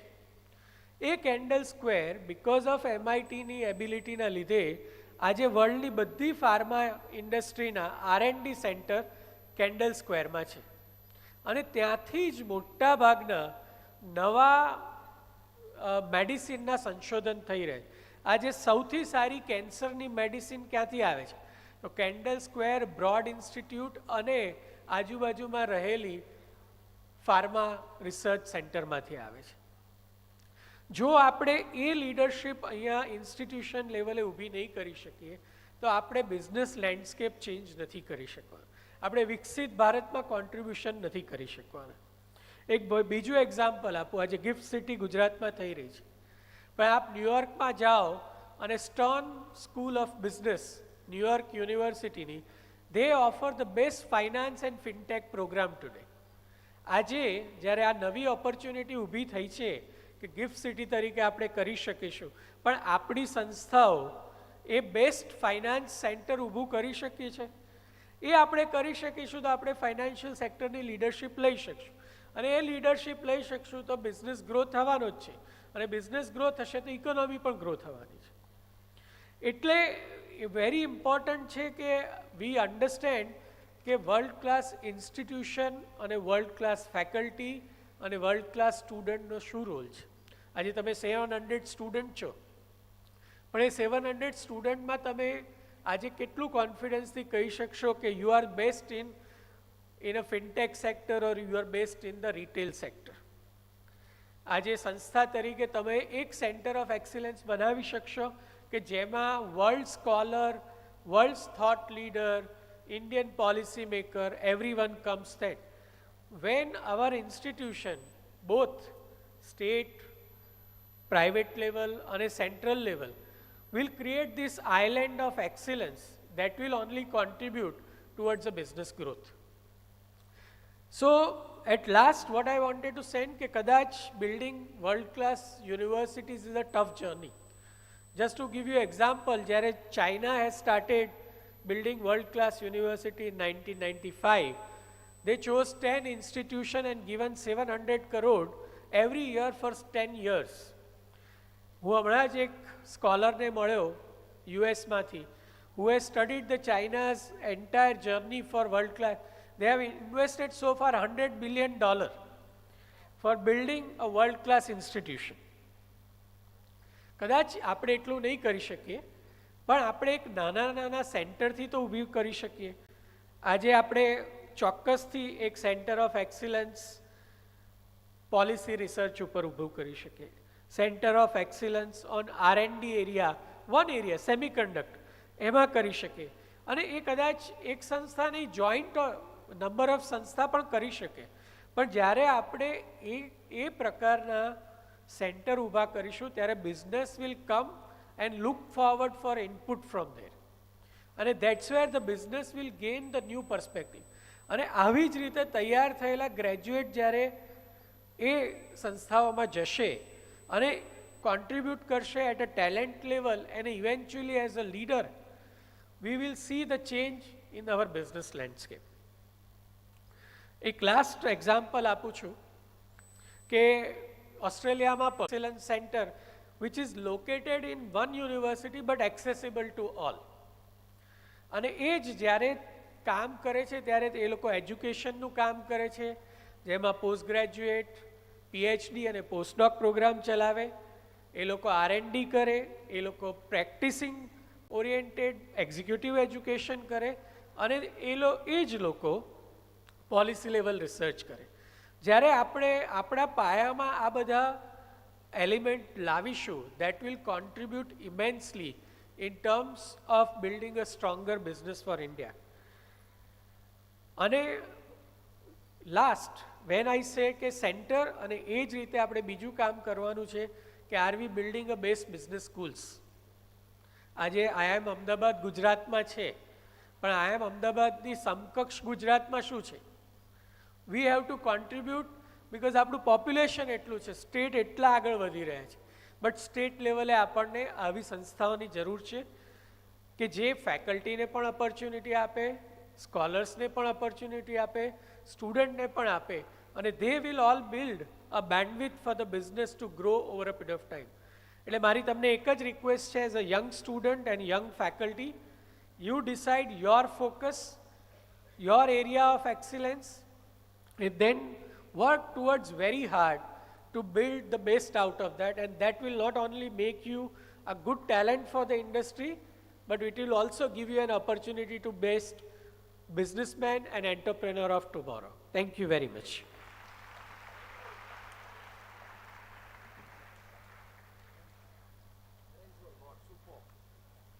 Thank you, Palak Bhai, and we really envy that Reliance Jio University brought him to Mumbai, and now Mumbai is his basically Karma Bhumi, but frequently used to come because PDU and PDPU is his baby, I believe. But Palak Bhai, you will certainly contribute. Last two speakers, and for that requesting Dr. Tannaza. Thank you, audience. ये शायद सबसे लंबा चलने वाला 3.5 घंटे का plenary कम inaugural session था, और सारे बच्चे अगर विकसित भारत बनाना है, कुछ अलग करके दिखाना है, we need these strengths. So thanks to all, hats off to all. Thank you, Bhavin sir. Thank you very much. Like Babar Azam sir, we have another great dignitary among us from Euro Exim Bank, Miss Seema Singh. She has also done wonderful work. I request Madam to come forward and give her your deliberation. She is the head, global head HR and talent acquisition with Euro Exim Bank. She is the ex-CFO of Indian Post Payment Banks. Madam would cover in her deliberation everything. Let me tell you that we had a pre-conference event for 2 days at Gandhinagar, and she had given lot of things to our students, and now I request Madam to take the charge. Sir आप बहुत गलत time पे मुझे बुलाया, सबको भूख लग रही है, and I'm sorry for that. And after listening to Babar, and it is so difficult to keep you engaged. Thank you, Dr. Bhavin. Thank you, Dr. Prusti. Thank you, Dr. Tanna. Thank you, Dr. Sonu Gupta. Thank you all for inviting me here. And also, I am so honored to share the dais with such dignitaries. The topic given to me is women empowerment through entrepreneurship. Do I really have to talk on this? What is women empowerment? Women empowerment means what? Can we empower a creator? After God, a woman, a female is the one who creates in this world. All that we need to do is just make them aware. And I am so glad, Dr. Bhavin, that women empowerment is this hall, and the left side, my left side, is the proof of women empowerment. Can the empowered girls make a noise? Yes? Are you empowered? Great. देखिए, घर में सबसे पहला हमारा जो सशक्तिकरण का programme होता है वो माता जी करती हैं हमारी. हमें सोचने का जो तरीका है वो हमें पता होना चाहिए. सशक्तिकरण का मतलब ही ये है कि हम अपने हिसाब से सोचें और हम अपने डिसीजंस खुद ले सकें, और हम अपनी लिए किसी के लिए, अपने सबसिस्टेंस के लिए किसी के ऊपर डिपेंडेंट ना हो. And Dr. Bhavin, you are doing a great job, and I can see the girls outnumbering the boys. Give a big hand, boys, for the girls.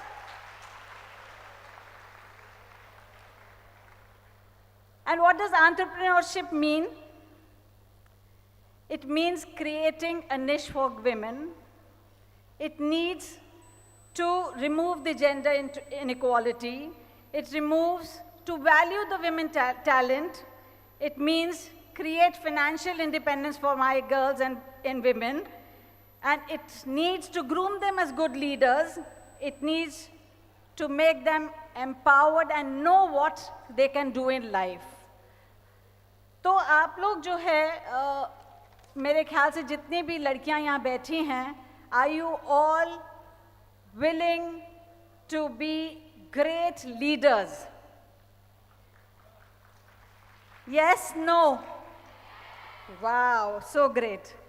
And God has been really kind that I always got an opportunity to work in this field, in this sphere of empowering women. In my present assignment, which is called EXIM Bank, when I first came to meet the promoter, he said, Seema, I have a dream of empowering 50,000 women in my Fasta Pizza. Fasta Pizza is a subsidiary of the bank, in 50,000 women in Fasta Pizza so that they become financially independent. 1. 2. In my talent acquisition team, 96% are women. 3, in the global talent acquisition, which we have been telling the number is roughly around 58,000, more than 1/3 are women across the globe. So in the true sense, this organization which I am representing right now is working ahead for women empowerment. I also was very lucky to be the founder member of Bharatiya Mahila Bank, a bank which was conceptualized to empower women. A just small story I will tell कि हम लोग त्रिपुरा गए, अब जैसे बाबर बता रहे हैं कि इतनी डिफ़िकल्टी में लोग काम करते हैं, तो हम लोग ब्रांच खोलने के लिए डिफरेंट जगह पे जाते थे। जब आप रूरल ब्रांच में जाएं तो आप देखेंगे कि कैसी स्थितियां हैं। तो त्रिपुरा के एक गांव में हम लोग ब्रांच खोलने गए, and when we went there and we entered the hut, because the women were very reluctant to come out and open an account with us. हम लोग उनके यहाँ गए और वो हट थी, बैम्बूज के ऊपर उन्होंने थैच रूफ था। तो उनसे जब हमने पूछा कि भाई आप अपना बैंक अकाउंट खोलिए, तो वो लोग बहुत खुश हुए। और उनसे जब पूछा कि आप पैसे लेके आइए, तो उन्होंने मेरे सामने बैम्बू में एक छोटा सा कट था, वो उसमें विंडो बनाई हुई थी, उससे उसने अपना चिमटा डाला और उससे उसने पैसे निकाल के हमें दिए कि ये लीजिए, आप मेरा खाता खोल दीजिए। Can you see, the thing is that women are saving money like she said कि अगर मैं नहीं आपको ऐसे रखूं तो वो मेरा हस्बैंड मेरे उसमें से निकाल के then he drinks and then he does not do anything. 1. अगर मैं आटे के डब्बे में पैसे रखूं तो उसको पता है, अगर मैं अपने चीनी के डब्बे में पैसे रखूं उसको पता है, वो सब जगह पता कर पाता है, लेकिन ये बैम्बू की जो जगह है अभी तक उसको पता नहीं चली है। So what was the initiative of Government of India was to create an environment where they could come out, whatever hard savings they have, at least they can come and deposit in the bank.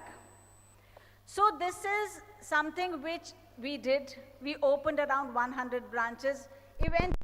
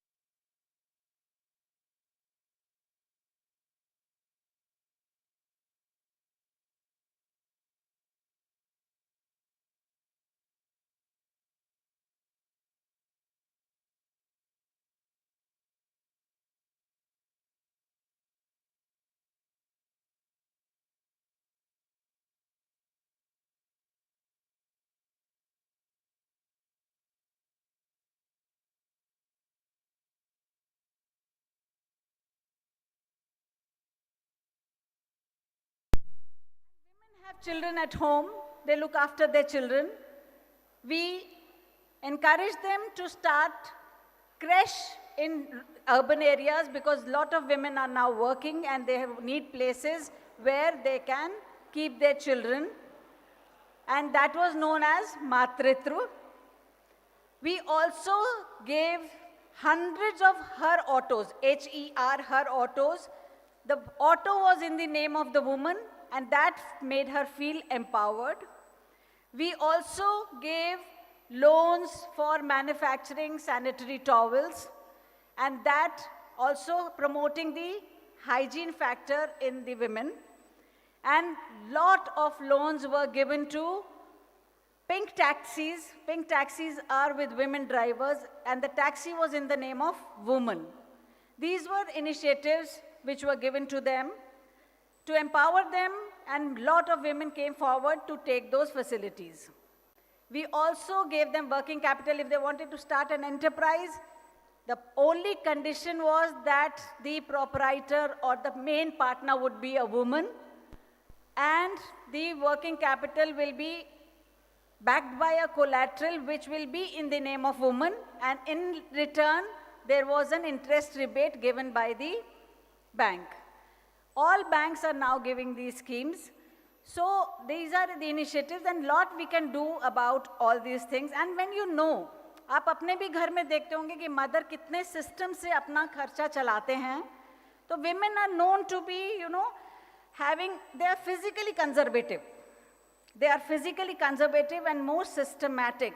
And that is why, as a banker, I can tell you, I have seen very few enterprises fail because if they are led by women, because their money management is much better than men. I am sorry if I am being more biased for girls, but thank you so much. All the very best, and please have your food now. Thank you very much.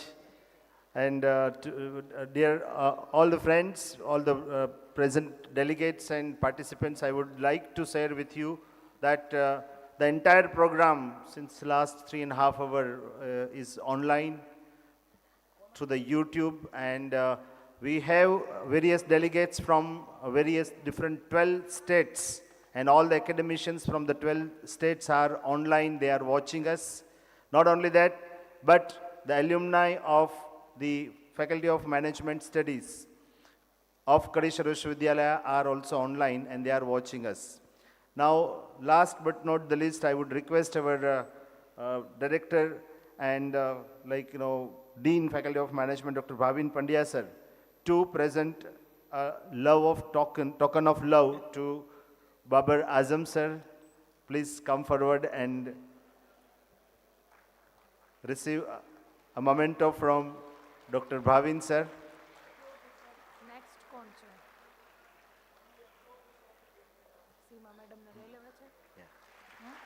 I would request Seema madam once again to come on the stage and receive a token of love from Kadi Vishwavidyalaya.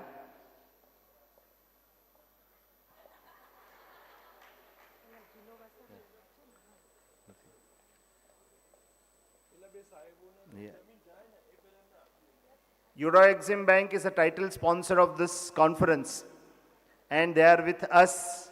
We had not enough time today to listen to Global Sales Head Sri S. Senthil sir, but tomorrow definitely we'll listen to him.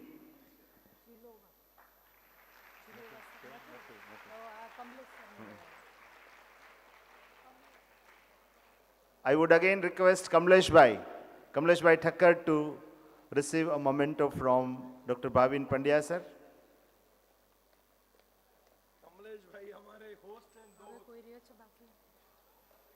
Kamlesh Bhai is a host and dost, both as what Bhavin sir said. Thank you Kamlesh Bhai, thank you very much for everything that you have done.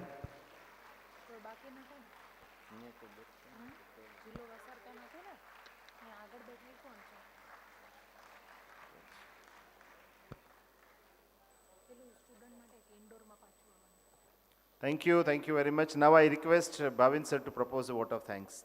Yeah, first of all, I'm very grateful to our Honorable Chairman, Shri Vallabhbhai M. Patel.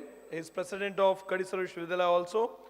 And believe me, in morning he has personal medical emergency. We have parallel function going on at Kadi Vishwavidyalaya, Gandhinagar. Amid all these odds, he came to shower his blessings at this place. So my first thanks to Shri Vallabhbhai M. Patel for his kind presence today morning.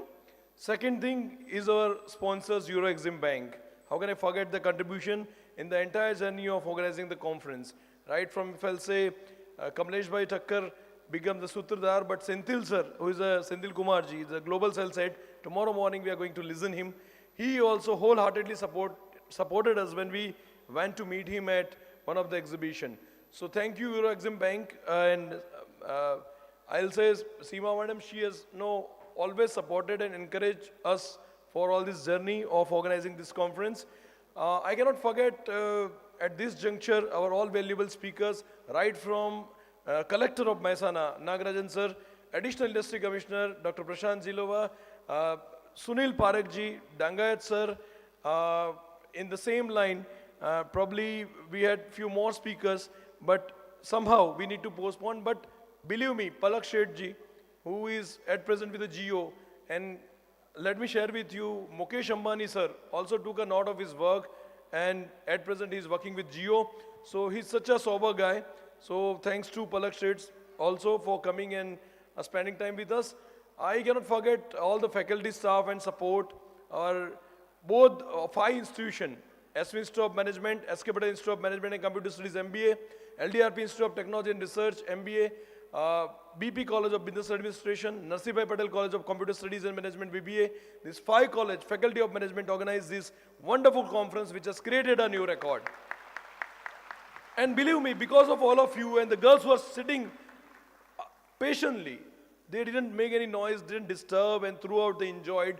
I really salute to all of you this part. And boys are always in minority, so to them with them. But we need to buck up. We need to buck up. Boys, we have to work now.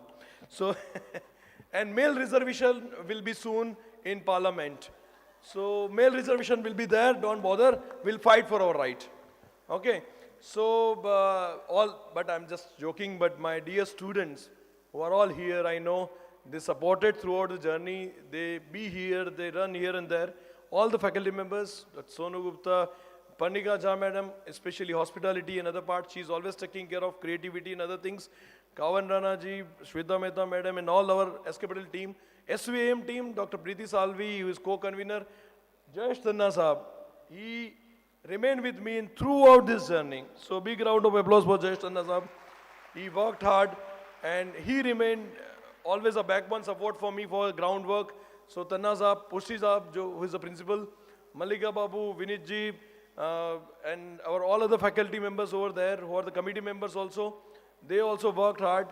Kalpesh Prajapati, Mitesh Patel, and all our senior faculty members who are here, they really contributed well and made this event a successful event. Our BK School of Management, I'm very grateful to Dr. Neelam Panchal.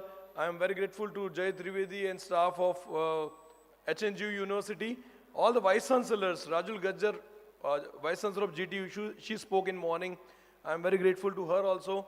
The media people, they patiently cover entire episode and event. The team, Senthil Kumarji and his team, Mr. Krishnan is there, Ben Vectorji is here. So I want to mention their patience. They listen each and every line from the speaker. Ben Vectorji, Krishnanji, Senthil Kumarji. And they're so modest that they said, tomorrow we'll speak in first half. All my faculty teams, my colleagues, friends, you all made and created a history. Transcendence XenZ, elevating India's business landscape by exploring opportunity through sustainable development and technology transformation by 2047. Thanks one and all.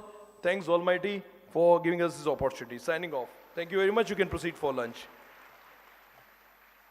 Thank you very much. We'll be proceeding for the lunch, but before that, I would like to inform you that after the lunch hours, once again, we will be meeting here for the workshop on basics of trade finance. And for that, we have a speaker with us, Mr. S. Senthil Kumar, Global Head of Sales, XenZ Bank, and Mr. Kamlesh Thakkar, Trade Finance Specialist, XenZ Bank. those delegates and participants who have a research paper to make a presentation, they would go to their respective track, and the venue for the track are at SV Institute of Management, just near to here. And now we all will proceed for the lunch. Then in today's workshop for the basics of trade finance, we have Kamlesh Thakkar sir tomorrow. Both would be shifted to tomorrow. So we'll be now proceeding for the lunch, and then after, all the participants and delegates are hereby requested to report in the track, in the various track at where we will have research paper presentations by the research scholars, delegates, and various students. Thank you one and all. We are proceeding for the lunch. Students are requested to please be seated here. Please be seated. First of all our guests will leave. Then after, all the faculty members and guests are requested to leave from this left side gate. And first of all, outside student will take a lunch. Then after case with students are requested to take a lunch. Please wait for 5 to 10 minutes. Please be seated. All the faculties members are requested to leave from this left side gate.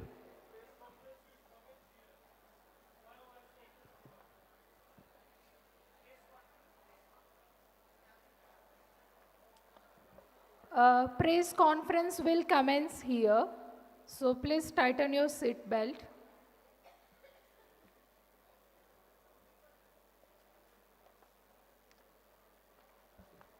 Paper presentation will start at 3 o'clock. So after lunch, research scholars are requested to report to their respective track.